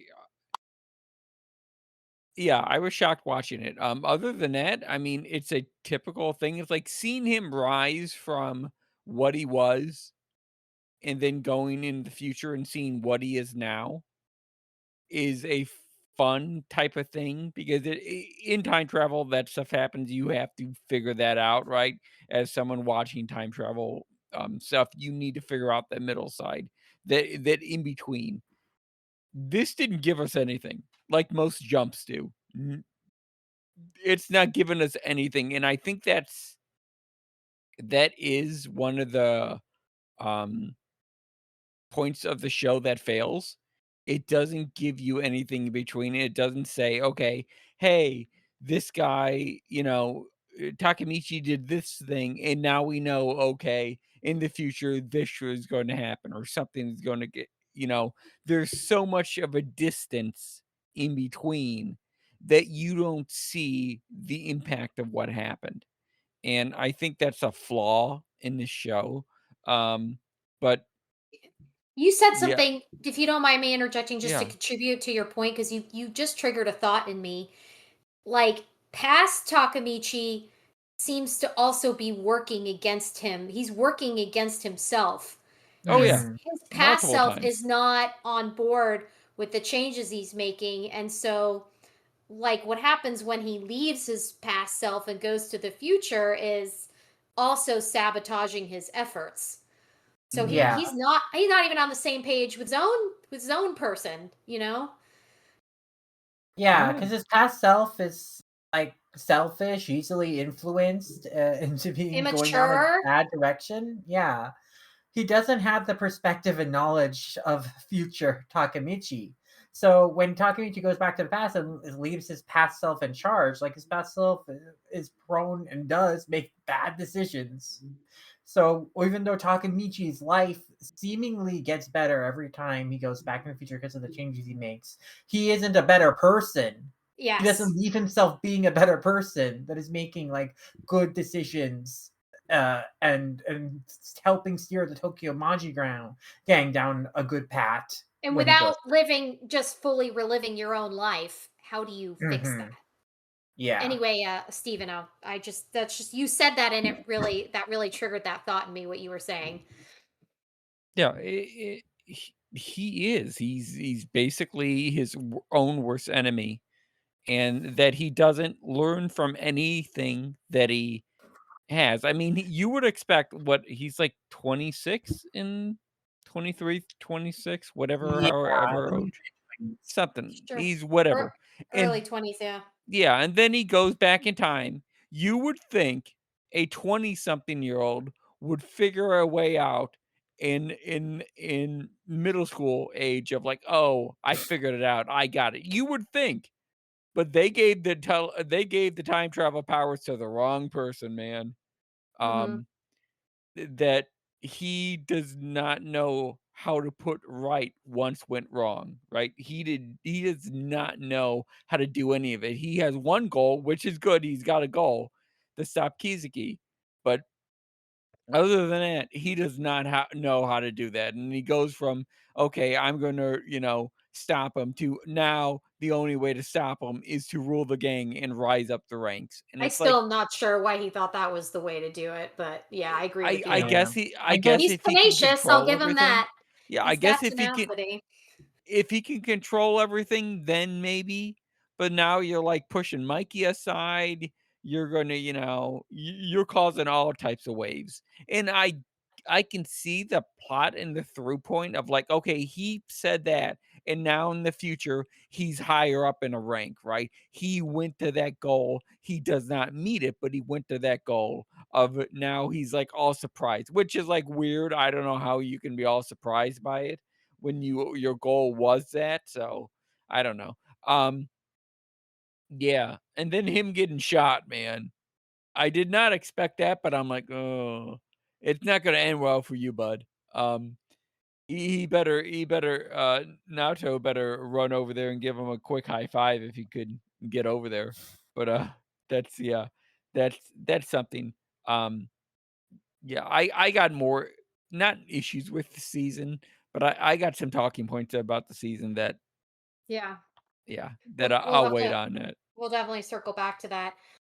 Laser, what are your thoughts about this finale? I know you were like super hooked from that moment and wanted to keep watching, so I'm sure you're just dying to tell us what you thought.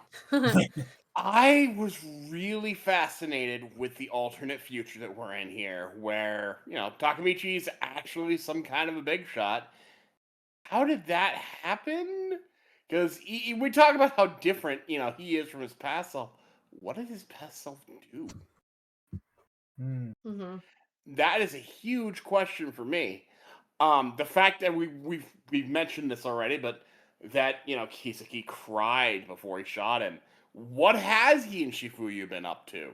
Yeah. There's a lot of questions here that make it really intriguing to see what's coming next. And I'm definitely going to watch more of this one. Whether or not it comes back to Toonami, I hope it does.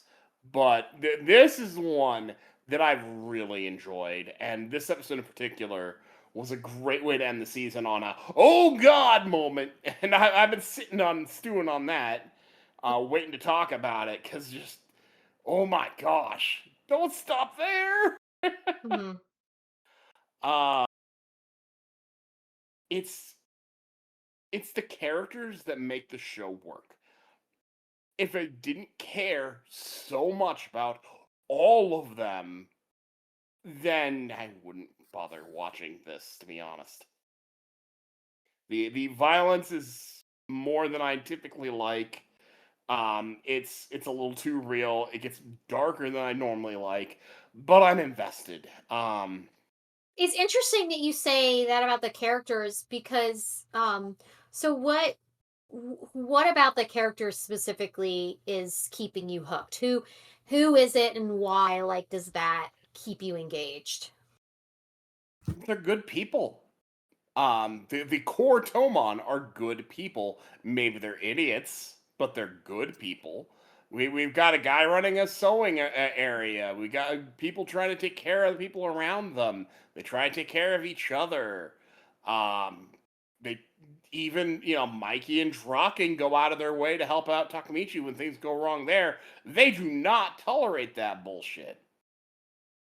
They are they go out of their way on that one.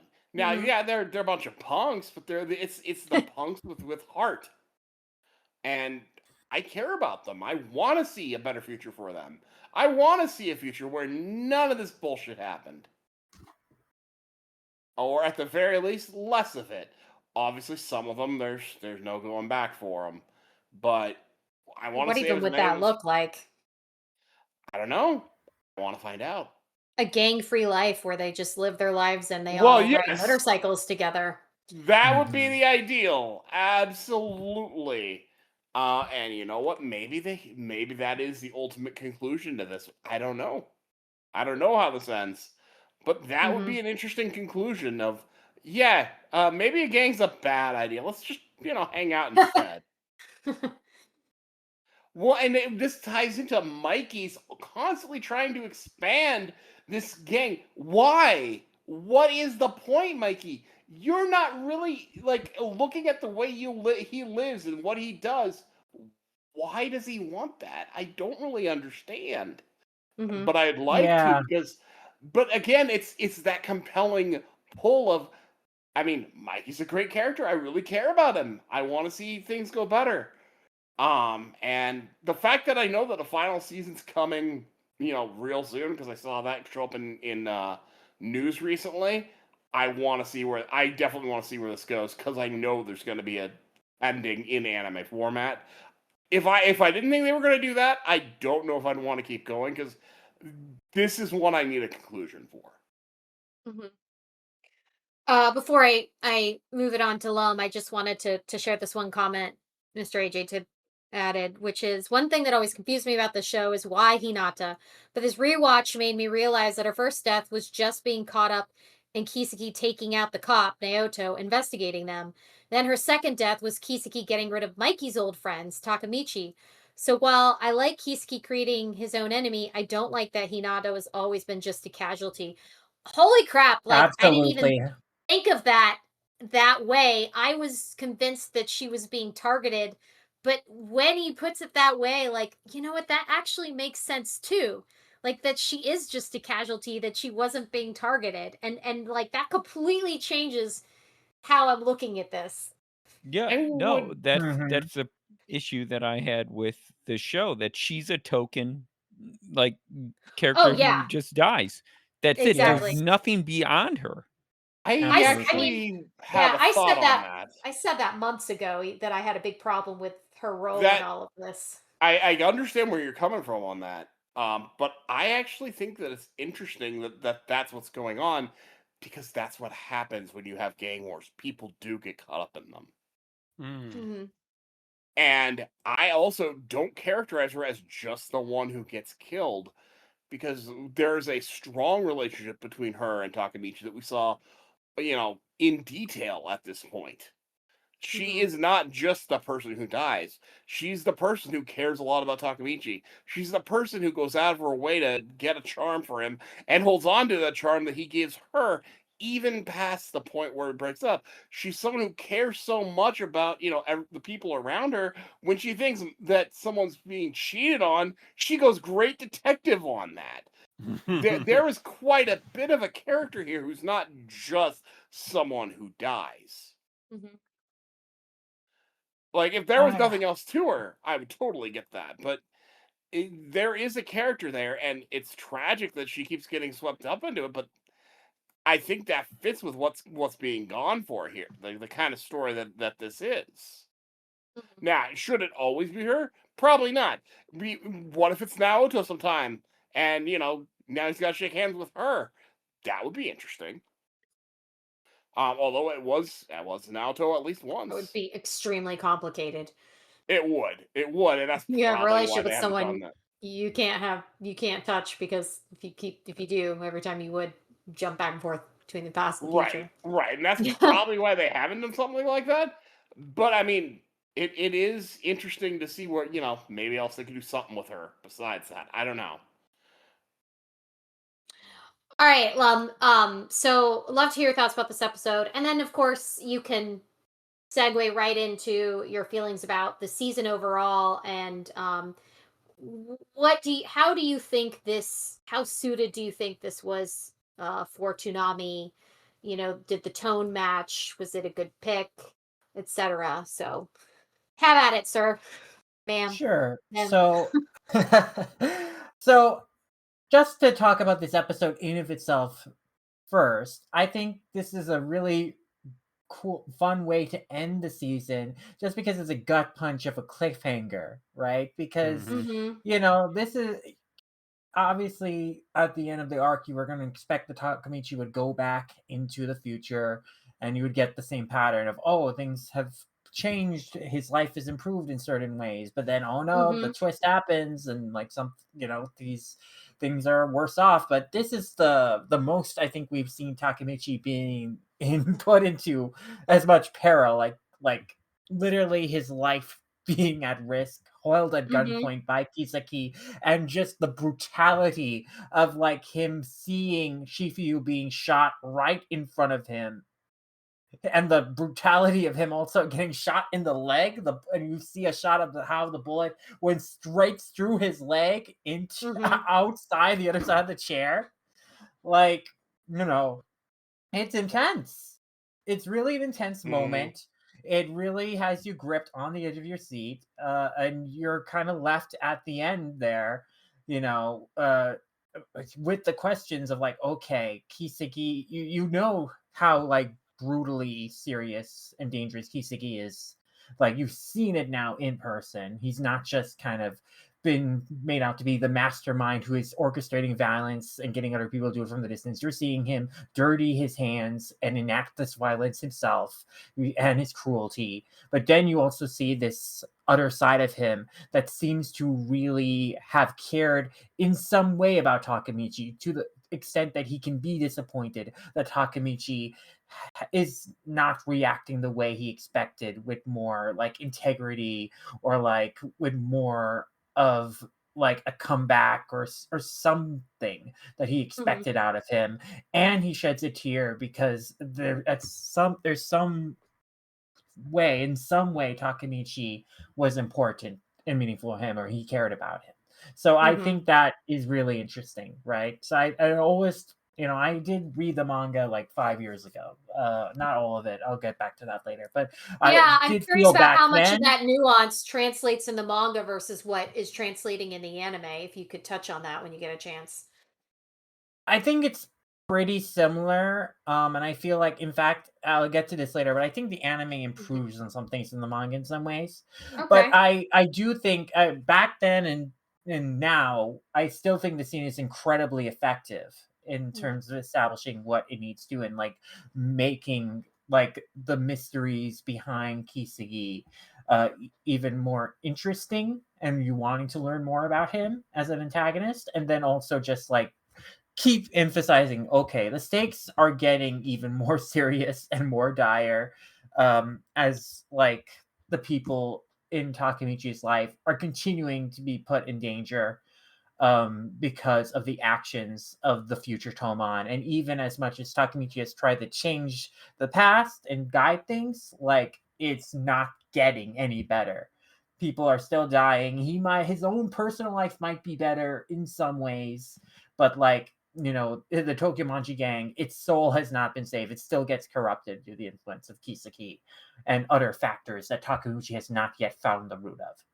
So I think, again, this is a really strong way to end the season. It's such a cool cliffhanger that makes you want to be like, okay, what happens next? Like, obviously, no, Takamichi is not going to die, but you want to see like, oh, how does he get out of this? Like how what's going on? Like again, there are a lot of characters you're not touched on in this episode. There's a lot like, why is Naoto's numbers on his phone? What has happened to Hina in this version? So it's a good way to end the season, to give you a hook to make you want to get into the next season. I think that's very effective. So in of itself, I think this episode was very well done, and I quite enjoyed it. Now to speak to the series as a whole, I did read the series, the manga, like the first 20 or so volumes to cover on the Manga Rights podcast, like again, 5 years ago. And I was not as enthusiastic about it as the other folks on that podcast, I will say. And so I think from the beginning, I was not quite fond of Takemichi as a protagonist. He established, in the first chapter, kind of like as a jerk in some respects, and then kind of like, frustrating in others. I keep remembering just the moment of him like scratching a guy's car randomly with a quarter, just because he was that's such a dick move. envious. Yeah, and so that immediately like made, man, this guy's kind of a loser. And then it's like, what I do appreciate about Takemichi though is that we see him grow in integrity, in compassion, and how much he cares about the people around him that makes him likable.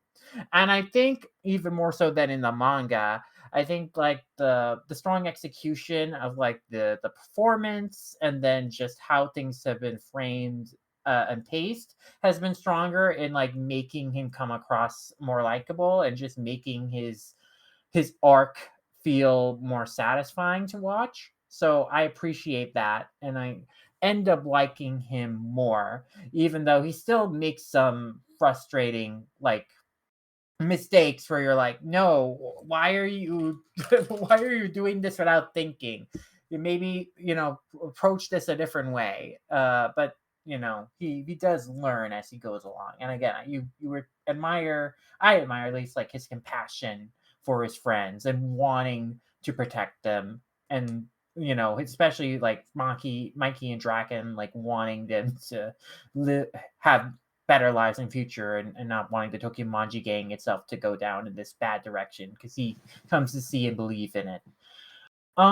So yeah, it's so in that respect, also having the season end with him becoming an officer in Toman because of also the belief Chifu has in him is very, very satisfying. And I also think that one of the things that I think is very strong in the series that this Bloody Halloween arc did well is like the relationship, friendship between Takemichi and Chifuyu. I think they're a good pair together, in terms of like how the bond they start to share.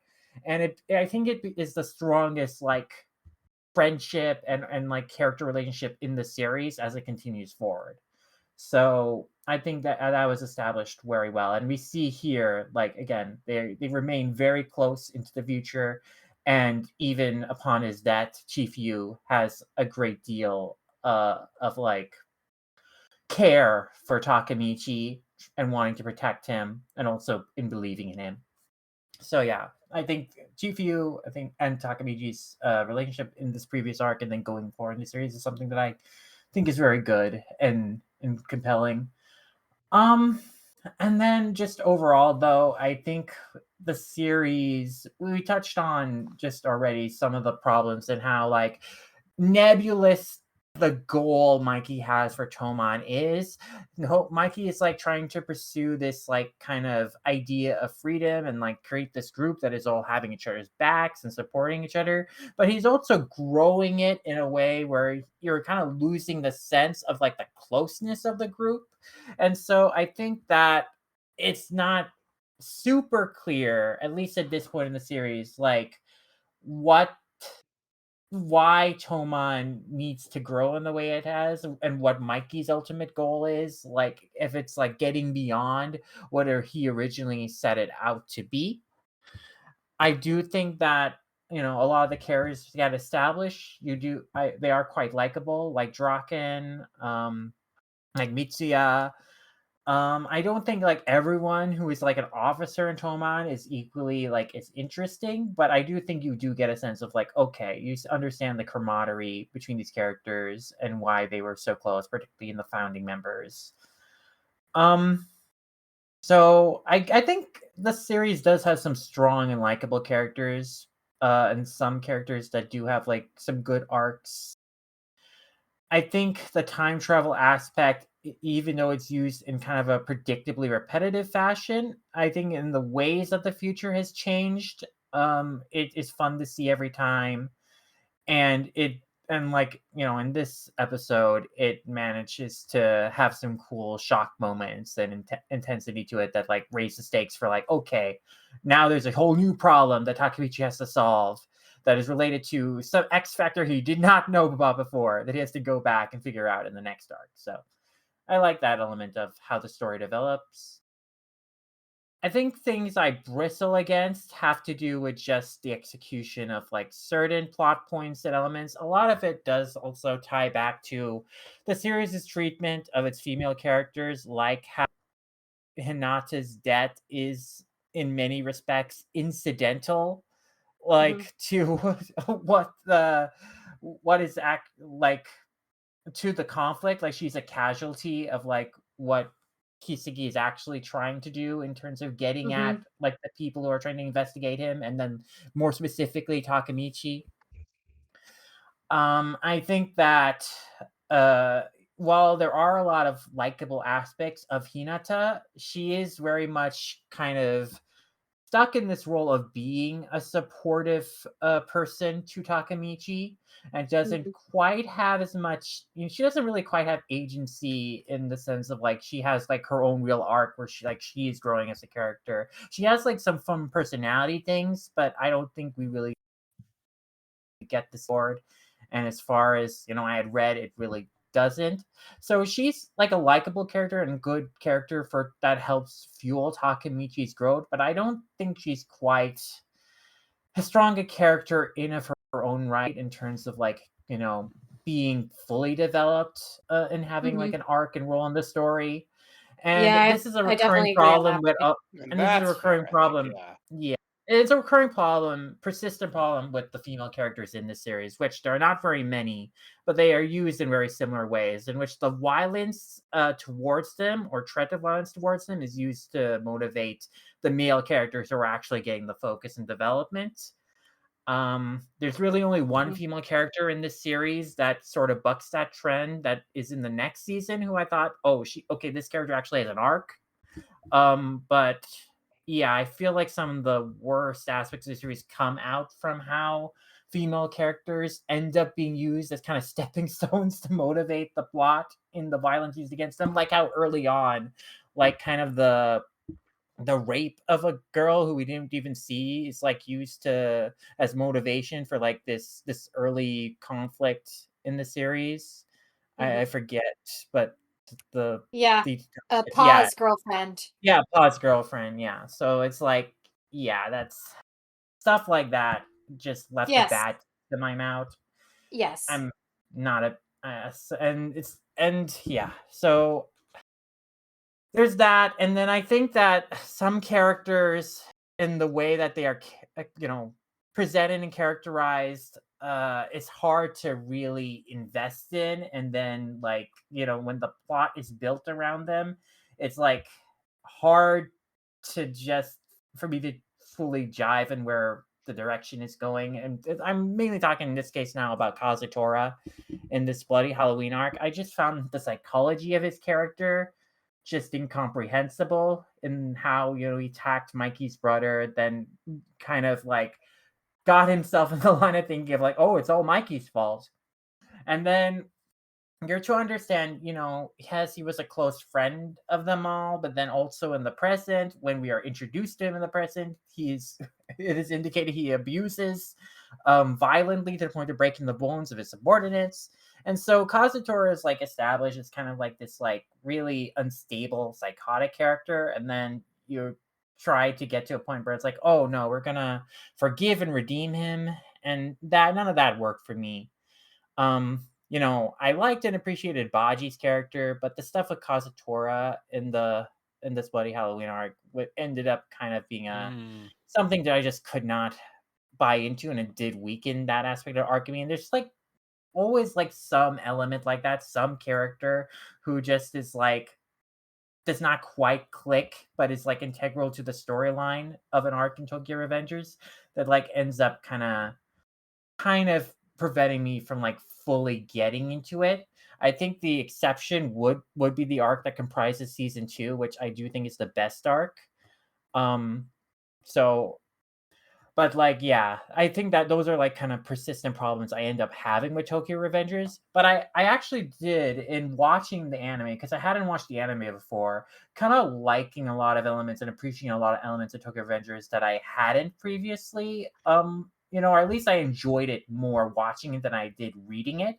Because I think the pacing ends up being stronger. I think that because of the performances, like you feel a little more emotion, or at least I got a little more emotionally connected to Takamichi in particular. I think that his dub actor he is doing a really good job with him. I think that's true for all of the cast. It's really really strong dub, and really well done show in terms of just the overall like uh pacing, storyboarding, music. All the elements are working well together to make it like a fun show to watch in a way that I feel like the manga I just was like kind of bristling against in how it was executed in some ways, because it was a little bit rougher.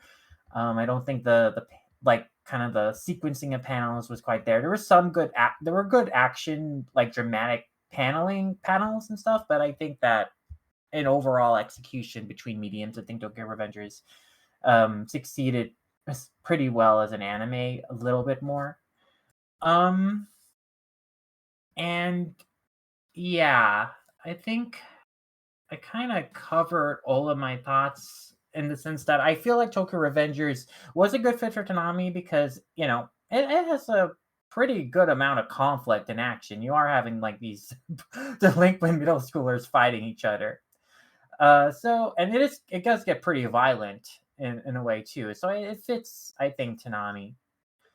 And it's a different kind of show than like a traditional like battle shonen manga too, where characters with powers are like fighting against each other. Like this is still, even with the time traveling element, a little more grounded in like street level like gang violence. So I think that makes it a little more, gives it makes it stand out as well. Sure.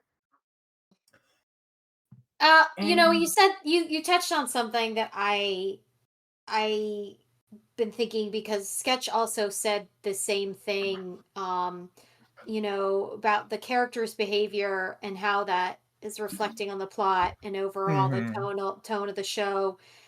It's not something I can get behind and enjoy or appreciate, in that, if their goals are consistently something sinister or something violent, and yeah.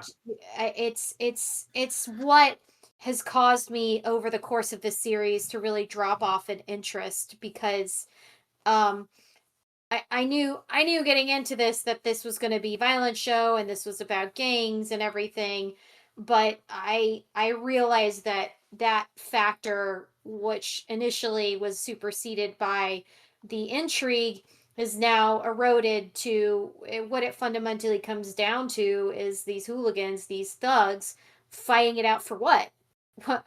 Obviously Mhm, Takamichi has some arguably pure motivations. Ultimately, he wants to see his friends okay. He wants to see his girlfriend live. He's going about it in a ridiculous fashion. Um, but as far as me seeking out this for entertainment, I can't really confidently say that I would do it if it weren't on Toonami, nor would I have no intention of watching season 2 twice. So mhm, if it airs, I'll watch it for sure. But I don't feel as compelled to see, in spite of the cliffhanger, what happens next, because I think I'm just so frustrated by the sort of negative spiral that's finally hit me, that is the crux of the show. And I just would mhm. rather watch something with a better message.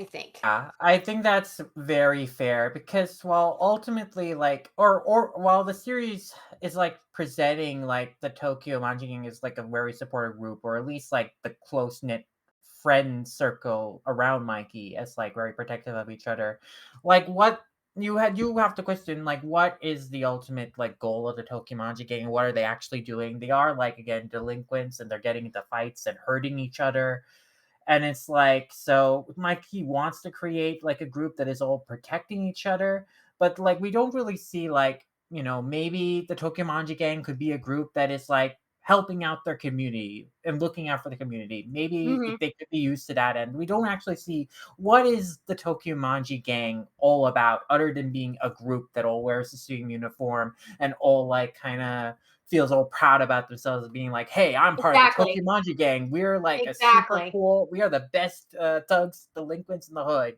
Gee, Yeah. you know? Are they kicking But, out people dealing drugs? Are they cleaning up, human trafficking? Like, what's their contribution here? mhm. You know? Yeah, you make a good point. Good points. Yeah. And in terms of like also again like the like motivations of characters and like how they are reconciled, even if the things they do are like unforgivable or like just incomprehensible. I feel like the series does get worse about that with some characters later on, and there's like something that happens in the arc that comprises the third season that I really still leaves a sour taste in my mouth, in how it involved. Yeah, I'm just not going to go into it, but I do think the series struggles with that. Mhm. Yeah.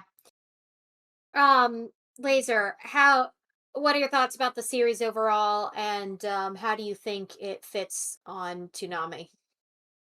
Overall, I think it's an interesting action drama.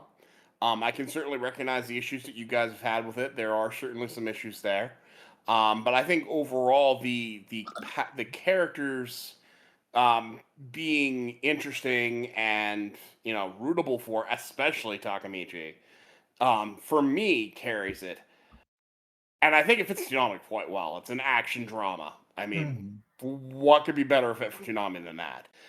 It's a little darker than I would like, and I mentioned that earlier, and I think that's maybe true for other viewers in Toonami. But I'm still compelled through it because I'm interested. I want to see that happy ending. That's kind of what's pulling me through this, and why I will continue to watch it at some point. It's not necessarily my number one. I'm going to go watch it right now, this instant, but I do intend to finish it because I want to see that happy ending. Mhm. Mhm. Assuming that there is going to be one. Yeah. If there's not, I will feel very cheated and upset because that's the premise. We're Yeah, gonna fix sometimes things with anime do time Yeah. that. travel. They Sometimes do they do that sometimes do too. that, and if it does, I will absolutely tell it off for it, because then my Mhm. time will have been completely wasted. This may best outcome here would be Takamichi to grab Hinata and GTFO. That might be the only way. I He's just would like, say we're that. going to Canada. Bye, all. Fuck off. I would say that, but we saw in the first round they tracked him down, and he did GTFO. They tracked Yeah, him in a down. parking lot and in the train in Tokyo. He didn't Yeah. really go anywhere. Oh, he went like a Mhm. whole He left and then he came back and that's how they found him. Like he says at the beginning of the series that he left all of that behind, and they found him because he came back. So I don't know. Maybe him Well, he leaving didn't go might. back to their area. He was off on a different area than they were, He and was they in the still. city though. He wasn't. He says at the very beginning that he ran away. Like he goes off into the Yes, country and then he's come back to the city. So his Yeah. presence, his he was spotted there, and that's what sets all this stuff off is him coming back, and Naoto, tracking him down. it's true, I suppose. Um, though the sense I get is they would have tracked him down one way or another. They seemed Maybe. Mhm. determined to go after him. If he left the country, he'd probably be fine. Yeah, that's why I But said they fuck off to Canada. Go to yeah, Canada. that Yeah, that's real nice to say. That's a lot harder to do, it's true. especially if you're Takamichi and you live in like slums. He doesn't exactly have money. No. He doesn't live in a Uh, slum. He has a pretty nice house as a kid. he's just Well, really I'm shitty talking at about his. housekeeping. I'm talking about his. Okay, that's fair. Let me rephrase that. He lives in kind of a downtrodden apartment area. Is what I meant by that. Yeah, but he could take all this and just do better. I mean, sure. All right, you've But learned there's only so much you can do. Maybe it's time to let it just go I and mean, move on with your life. that is what Draken told him to do. But I don't think he's got it in him to do that because he No, of does course care. not. He I'm does just care, saying, and like, not as just far as about ending, that's a possibility. that is a possibility. But again, I would actually be very upset because that would be even wasting the audience's time. If you're going to pull Yes. that, they Yes, it should have would. done. If you're going to pull that, you do it in this episode that we just watched. That's where you do that. You Sure. don't do Mhm. that 3-4 seasons later. Yeah. Yeah, I think when the show sets up with the promise and the motivation of like Takamichi wants to save the life of his girlfriend, and then as the show goes on, it also becomes about, oh, I want to save the lives of Mikey and Draken and all these people I have come to care about. By making a better future, would be a betrayal if the It would. series ended with things not being better. Sure. And Sure, That's it exactly would. how I feel about that. Like I think that's also that, where I'm I at, think though, would with be. my I fuck also skin. don't think that fits with what we've seen. We've seen enough to know that there. I don't think this is that kind of a show. Mhm. There have been enough moments of levity. There have been enough moments of, hey, we saved the day. Now, it's gotten more complicated because the story continues to go. But we've seen what could have been exit points, and I don't feel like this show would just do that. I could be wrong. Mhm. But again, I think that would be really terrible. And just like I think I would have heard about that by now in the general discourse because this is the manga after all. Yeah. Steven, what are your thoughts about the series overall and how it fit on Toonami? I liked it. I think it should have it fit really good on Toonami. There's things I enjoyed in it. Mikey's awesome, Draken's awesome. The gang politics are like really interesting. How they can have a guy who can sew on the team and then also beat each other up. Hey, get all those ladies in home ec working, right? I guess. Um, the cliffhanger was pretty good. It does get into a same plot type thingy of like the single arc is like follows that same formula. Oh, I'm gonna save everyone. Mikey, and then Takamichi gets punched. He's still gonna save everyone. He just gets punched harder. I'm like, okay. Um, Mikey feels like he's at times Superman or a Batman and solves like all the problems. Uh, without him doing anything. He just like beats people up and goes crazy half the time. Um, Takamichi feels like he's like the emergency phone call. Like they have to call someone in, get an audible, and let him in, and he just shows up, and then he gets beat up, and it's like, oh, everything's fine again. Um, yeah, there's some issues that I have with everything with it. Takemichi feels like he's like some master strategist, but he's not. He's like Airbud trying to like accidentally dismantling like some organized crime thing. Um, I mean, time travel's weird with it. It follows most of the rules, and I mean, time travel, depending on who you ask, is real, not real, whatever. It's a good idea. If it feels like a really good idea for something, like they needed an idea for how to figure out a, you know, gang kind of warfare show. And it's like, oh my gosh, let's throw them back in time. I mean, it makes sense. It works, right? But then still the one issue, which I don't know if it's going to go down the road, like who hit that time travel button, right? Who like actually touched Takamichi to go back in time, because if its thing is touch, who did it? It wasn't Nato, right? It was someone else. Someone had to actually do that, but it feels Wait, like it was Nato because Nato saves him. He saves him on the subway, and that's the moment he goes back in time. So It was him? I thought that was Yeah. established. Well, He pulls him you know off. He's what? pushed on the subway track, and then Naoto is the one that saves him, and that touch is what So, yeah, sets all this okay, off. yeah. Well, Yeah. then you But know you're what? right. It Then is But a there is flimsy plot a device. You are correct in yeah, that. the It is a actual flimsy plot mechanic device. the actual mechanic of how the time traveling works has yet to be explained and fully explored. Of like why when Takamichi and Naoto class Yeah, planets does it's Takamichi go back in time? definitely ridiculous in a sense of that there's not a satisfactory scientific backing in the whole thing. So you're Well, it correct in doesn't that even for need to be sure. scientific. It just needs to have It's to any me. It is explanation. to me. I need a little bit more. I'm willing to like put it aside only for so much longer before they got to give me a little bit more than what they're giving me. Mhm. Kuro's like, I want Doc Brown in here to tell everything, get everything, get a Thinking Mr. like Fusion in here. Steins gated or something. I don't Yeah. know.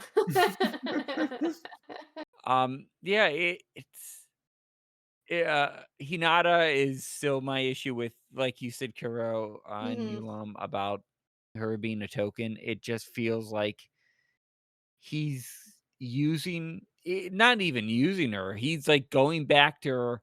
He feels like they're celebrating their 50th wedding anniversary. She died. He's got a chance to be with her again, and he's never with her again. He's like, you dated for what? A couple years in middle school, and that was it. And he hasn't been with her for over a decade and or more, and it's like, "Oh, I finally figured out what I lost, and so if I can go back there and fix it, she'll be alive, and then we can spend time with her." And I get that, and it's emotionally, like, impactful, like him finally, finally actually saying, "I'll save you again," when she's, like, half, like, alive in a car. And that's, like, emotionally impactful and with, like, tears coming down my eyes watching that. And then it's like, "Oh, that's it." You don't even see her in the show, and it's like, what are you doing it for? You should have a reminder all the time of, like, some picture that you pull out or something that it's like, "I'm doing this for you. I'm doing this for you." Just like Homer's did that thing, Homer put up Maggie's picture. "I'm doing it for her." There should be something like that for him, and it's like, "Oh, no, let's see what it goes. Let's see what happens, I fixed it all. I did it," and he just goes down the plot again. Naoto's like time travel IT support, and he just doesn't really do much half the time. He's more of a character. He's less of a character, more of like a USB port or something. I don't know. It's like he's just being used half the time. It may sound like I hate Tokyo Revengers. I don't. I think it's like really good. Um, the fighting is a little bit too much for me because they're like middle schoolers beating each other up, and like two people actually died and then Mhm. went to jail for that, which is like not beyond me, but it's like, are you crazy? But I don't know. Yeah, it just you gotta give me the show. You gotta give me stuff to progress in the show, man. You just gotta, give me something, right? I don't need another a character who gets a concussion in a black eye and then motivational speech. It felt season one felt less like watching a person grow and more like watching the luckiest guy in Tokyo just repeatedly fail upwards every single episode.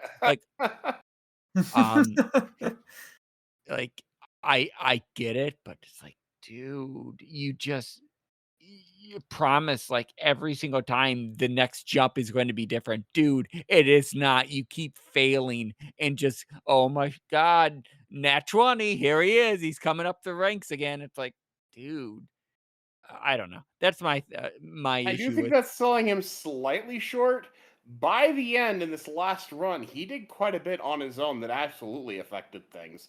His Mhm. morale call changed that bloody Halloween completely. Mhm. Yeah. It's true. I Yeah. probably am selling him short, but it's at Well, times, and, it's like, and before that, he saved Draken. Draken shouldn't Yeah. even be alive. mm. No, absolutely. And that was Takamichi is all on affecting him. change. Yeah. So, So yeah, he's doing stuff. I mean, okay.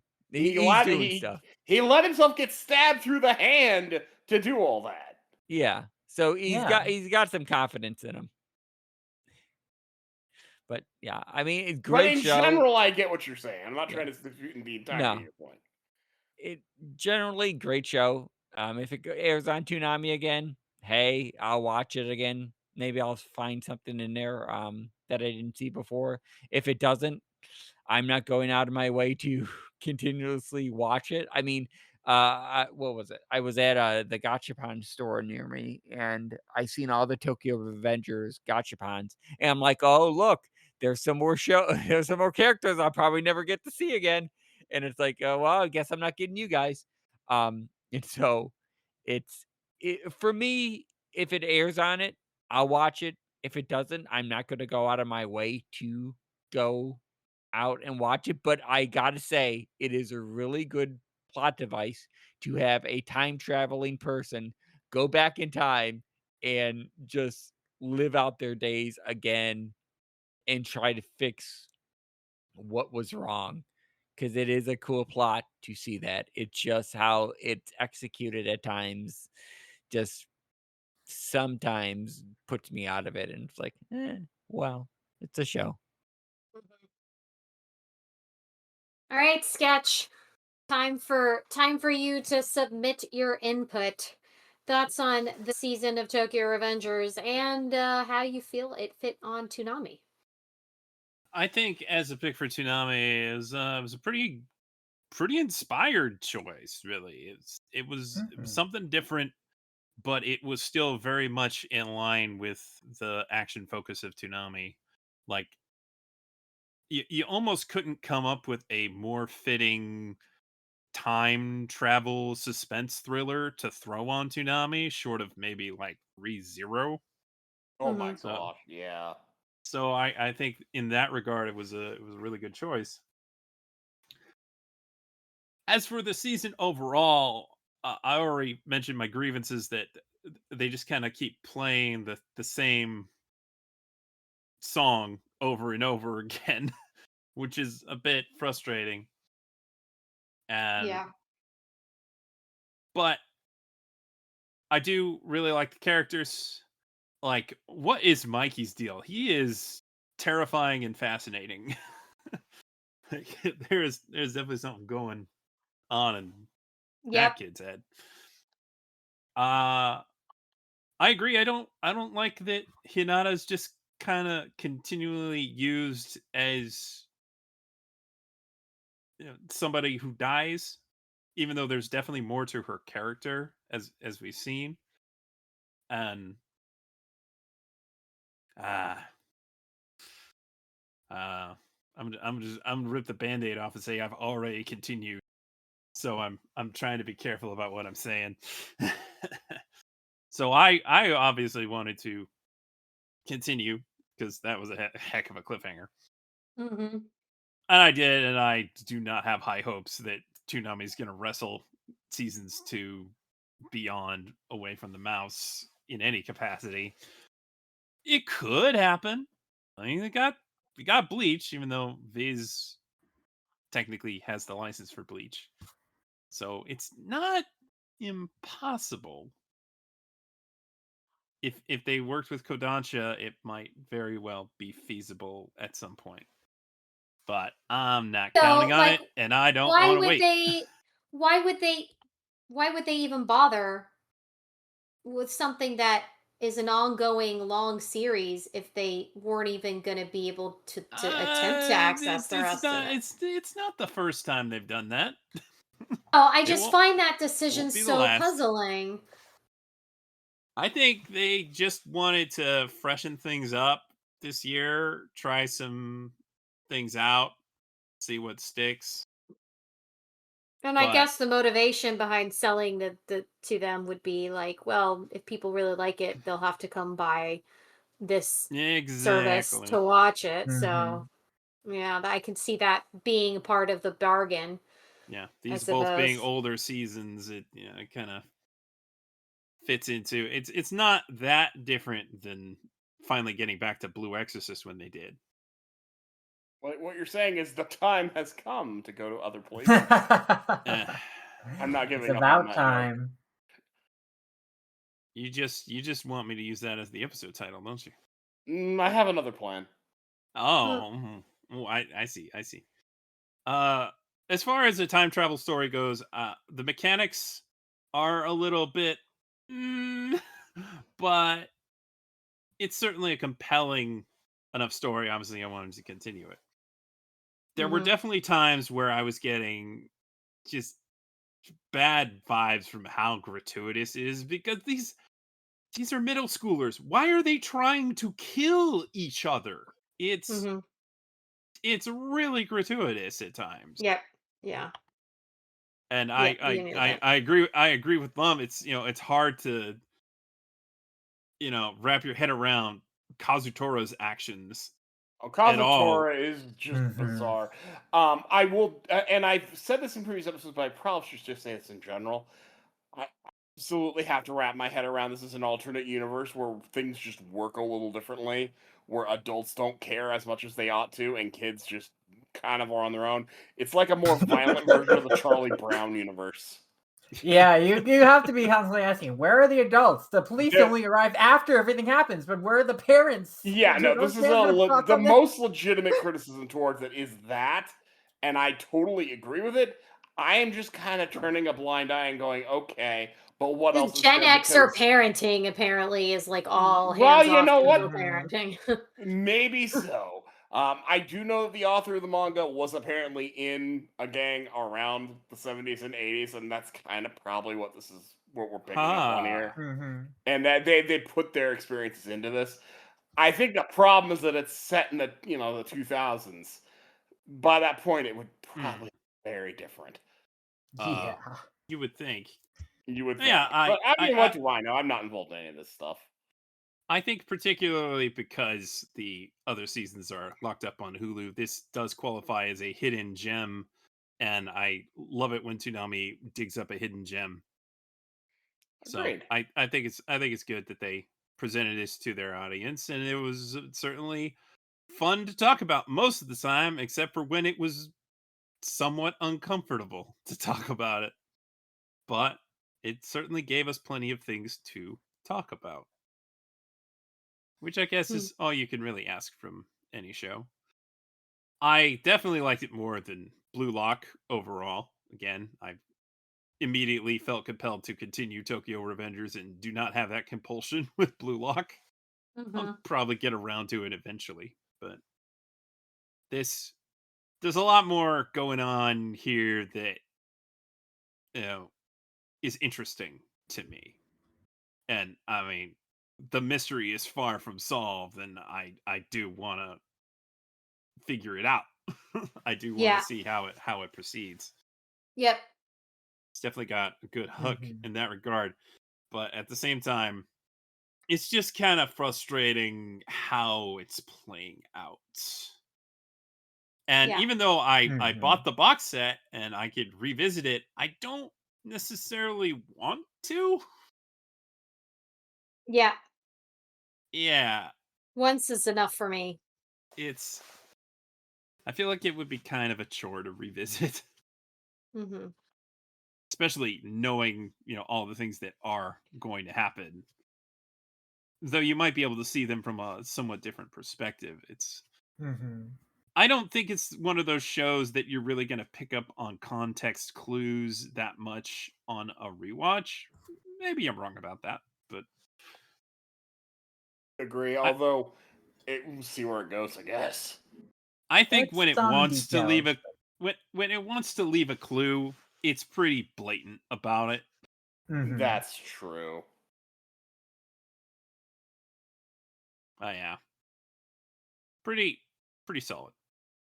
Definitely an interesting watch. Enjoyed talking about it. I'm glad Toonami aired it. It was very surprising when they picked it up. Even more so than Blue Lock because at least I knew Blue Lock was pretty popular. So, again, good job, Toonami, picking up a hidden gem. Though, if you didn't have a roadmap for continuing it, maybe you shouldn't have. But hey, a lot of things could be going on. I mean, that whole company's a mess right now. So Mhm. Yeah. let's And never say never. We got more seasons of Blue Exorcist after like a dozen years. So Yeah. a decade. and we Yeah. finally got Bleach Blood War after a Yeah. couple years after it was on Hulu. So maybe It's a long game being maybe. a Toonami fan. Exactly. Sometimes it'd be It like often that. feels that way. Mhm. It does often feel that way. So we got some talkbacks if you want me to continue on to those. Yes, let's do the talkbacks because we're getting into late hours here. Yeah, even though we started early, we're going long. Mm, Such the way. it'd be like that some days. Well, we have a comment from Colt. Yeah, ambient virus chiming in. Interesting to end it on a future after he kind of fixes the problem. The cliffhanger is nice. I just wish Takamichi would have gotten memories during the dinner so he would have had more knowledge of what happened in the altered present. It would have made the dialogue better. It's a fair point. I guess the point is for him to be like completely befuddled at the situation, but We've yeah, only it's- seen that happen Mhm. one time, when it was during the Halloween where he finally started to get regressive memories. Like that was the first time that happened for him. And it was Mhm. really curious phenomenon because I thought, well, now that he's sort of unlocked this in himself, maybe that this is something he explores internally, like in the future. So I think that's an interesting comment by Colt because it's something that we've talked about in general about him not having memories of certain things, and now that we've established, okay, he's able to do it. I wonder if they'll revisit that for any of the future arcs. Maybe. Victor Molangeros writes in, I mean, geez, clearly the consequences to changing the timeline are massive, and if Radius is not prepared for, then yikes. Yikes to the cliffhanger. So glad this show got a chance to showcase its own brand of gangster time traveling aspiration. Also, physical media is important. Yes. Yes, it is. Yes, indeed. We can all agree with that. So go buy season 1 if you liked it. While you still can. You can probably get it pretty cheap, like I did. For now. And Anime Twin Princesses 716 right in. This entire anime, and especially the season finale, was such an emotional roller coaster. But I absolutely fell in love with this anime, and I'm super hoping we get season 2 on Toonami soon. Surprises me a little bit. Yeah. Yeah. A little bit. Yeah. A little bit. It certainly was an emotional roller coaster throughout. It was indeed that. I think that's what I liked it the most for, to be honest. Mm-hmm. Mm-hmm. I will say it's almost equal parts predictable and unpredictable. Yeah. Yes. I think that's yes. fair. I would concur. Just when you think you figured it out, it throws something wild at you. It's like being a Nintendo fan. That's funny. And Link Mountaineer writes in, I've been hooked on this anime since the start. Please, season 2 soon. That cliffhanger? Question mark explanation point. And Rainbow War 71, great cliffhanger. It was an intense show, but I am curious how it turns out. That last one was on Blue Sky. Again, love the positivity in the talkbacks. Thank you for sharing your talkbacks. We really appreciate it. So sometimes I kind of wonder because like the talkbacks for these two shows we talked are way more positive than some of the comments we had. I do think appreciate that. I appreciate the strokes, support for different Toonami. folks. Yeah. I think it says a lot about both shows that you get such polarizing opinions on one side or the other. Yes, They're- that was they- my they're a- larger point, I think. Mhm. They're a niche for somebody, and that may or may not be you. Yes, I think that was kind of my larger thought there that I was struggling to get to, is that these shows are more polarizing than some of the other things I would argue that they've shown on Toonami. I'm definitely ready for something different, though. I am fine with a break for these two shows, regardless of them getting the second seasons. I want to watch something else. I would like Might to be watch waiting something around else, for that. but We don't yeah. got nothing else. It's gonna be slim pickings, and mainly just Superman for the next couple of weeks, it seems. That seems to be exactly what's happening. Yeah. Kind of a downer.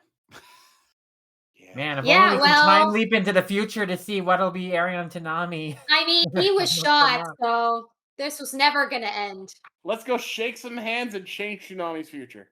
Yeah, Yeah. this was never going to end well. So hopeless. True. And you know, it's we're not going to talk about that episode of Superman, but it really ties in well with the whole time travel not going the way you thought it would. No. Yeah. Would have been appropriate, but we ain't got time for that. Next time. Next time we're going to talk about 2 episodes of My Adventures Superman. Or I don't know, maybe we'll hold out and just do the final 3. I guess we'll see. Yeah, I think with that we could probably get on out of here. What do you think, Kuro? Yes, I think we have exhausted both of these shows and this topic, and yeah, it was fun talking about them while we could, but definitely time to move on to other things whenever those things make an appearance. We'll be ready to talk about them. Mm-hmm. So you can email us at podcast@ToonamiFaithful.com. Follow us on Facebook.com/ToonamiFaithfulPodcast and on Twitter @ToonamiPodcast. And you can listen to the podcast on just about everything, including Apple Podcasts, Castbox, Deezer, Google Podcasts, iHeartRadio, Overcast, Podbay, Podbean, Podcast Addict, Radio.com, Spotify, and the TuneIn app. You can also find every episode of the podcast stream online at the same place they found the encrypted clinical trials on Lazarus, SoundCloud.com/Toonami Faithful Podcast. And get the latest news by following @ToonamiFaithful.com on Blue Sky and @Toonami News on Twitter. And read the news, views, and reviews on ToonamiFaithful.com. Lum, as our guest, please tell the folks where they can find you. You can find me as Lum Ramayasha in a variety of places, like the website formerly known as Twitter, X, Twitter, as I like to call it. And then I'm on Blue Sky now. I finally created an account. I really haven't posted a lot on there, but you can find me on Blue Sky finally. And then I'm on Letterboxd and AnyList. Wherever there's a Lum Ramayasha, you can find me by that name. You can read my writing, reviews, interviews, convention coverage on mangaarcs.com, where we also post episodes of the Manga Marix podcast, a podcast where we discuss mangas, what a medium as an industry, covering various series, including Tokyo Revengers. We did an episode of back 5 years ago now that you can go listen to. And then, we also do a lot of coverage of different things and discussions about the industry and stuff on that show. And I also do a lot of other related podcasts, like Yuri's Answer Focus podcast called Lump Squad, that you can also find on the Myers website, as well as every podcast app platform that you may listen to, like Apple Podcasts and Spotify. We're on there. And you can follow us on socials at manga_Marix, as well as follow our publishing company, Manga Marix Books, where we're working directly with Japanese manga artists who are self-publishing and licensing, localizing, and distributing their work overseas. We're also licensing, really cool mangas through the smaller publishers as well, including some classic titles. And yeah, it's been really great. We've done a lot of conventions this summer, exhibiting or doing panels, and it's been really great to see the response to our new titles. And we have even more great stuff coming planned. And you can find out more about us and our catalog on our online store, store.mangaworks.com, and also on our social media channels at Manga Mavericks on Twitter and Blue Sky, Instagram, and basically all the places. We also have a YouTube channel where we post, excerpts from our podcasts as well as recordings of our panels, as well as interviews that we've conducted. And so, yeah, we have a lot of great stuff on there. And then if you want even more like exclusives from us, you can subscribe to our Substack, and where we post updates about mainly the Manga Mavericks bookstore and stuff going on in terms of like behind the scenes with the books. We also have a newsletter as well that is like a direct email list that will give you all that good stuff too. And we have a Patreon in which we have a bonus tier reward level where we do exclusive monthly bonus podcasts talking about series like JoJo's Bizarre Adventure and Saint Seiya and Hachime no Ippo, and a lot of fun stuff, including episodes that are related to topics we discuss on our main podcasts. And if you like the art I make, animations, illustrations I do in general, you can find that on my Instagram at StudArtWorks. But one final thing I would like to promote related to Manga Arts Books is that we're going to be at Anime NYC in a few weeks, and it's going to be a really special show for us because not only are we doing a panel and a boot, but we are also going to be hosting one of our manga artists whose work we're publishing, Sen, the creator of Horon of the Closed Country, which is a really fantastic fantasy series with vibes akin to Daemons of the Shadow Realm, works by Hiromu Arakawa. And so I think, if you're a fan of like really cool like series that explore like the supernatural in interesting ways and about characters kind of going on an adventure to claim something of theirs that had been lost personal to them, then it is one that you'll really vibe with. And we're so excited to host the artists. It's their first time coming overseas and to an American convention. And we are really excited to be hosting them, and they'll be on our panel and have autograph sessions at our booth on all 4 days of Anime NYC. So yeah, it's really exciting for us, and we're really, really honored to be able to, introduce Sen to like readers of their work over in North America and introduce more people to Horn of the Coast Country too. So definitely, if you're going to Anime NYC, check out our panel and booth there and come meet Sen. And I think they'd be really, really happy to meet people who are interested in Horon and also, just get to know more people in the anime manga community over here. So, yeah, lots of fun, exciting stuff is coming out related to Manga Arts Books in the near future. And that's like the most immediate thing that I'm really, really excited and looking forward to. Wow, that was a lot. I'm sorry. Thank you for sharing. I'm sure at least some of those things are very interesting to our listeners. Hopefully. So check them out. They're on the internet, which means they are there forever. Mm-hmm. One way or another. Steven, tell the folks where they can find you. Yeah, I'm on the internet as well. You want to find me? It's MXA Ghost. Other than that, yeah, that's about it. I tweet about stuff. I talk about stuff. If it's your vibe, you can follow me. If it's not, hey, hope you had a good day, though. That's nice of you. I hope you had a rotten day. Oh, No. overtime here. Nah, I don't really. Laser, tell the folks where they can find you. You can find me on Twitter at LaserKid Prime. You can find me on Blue Sky at LaserKid. And you can find me on my podcast, The Simuldubbed Saints, where we talk about simuldubbed anime. We just had a seasonal preview episode come out, and I'm almost done with the season awards for the previous spring season simuldub. So look forward to that. Oh, boy. I believe Kuro needed to step away. Are you back, Kuro? No. Well, you can find Kuro at Happy Kuro Kitty on Twitter and Blue Sky. She mostly posts positive things like cats. We all need that in our timeline. We absolutely all need that in our timeline.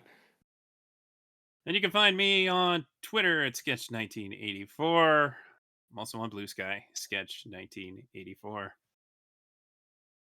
Thank you all for listening to this podcast, whether you are tuning in as we record live or listening after the fact. We always appreciate your listenership. Be sure to share the podcast with your friends if you think they would be interested. And until next time, Ego really needs to be checking on that budget. Mhm. The time has come, the Ego said, to talk of other things, of shoes and strikers and Blue Lock Man, of cabbages and kings, and why the gang war's boiling hot, and whether crybabies have wings. Kaloo Kalay, no work today, we're cabbages and kings. Never let it be said Ego doesn't live up to his name. True. But now I think it's time to go. That it is indeed.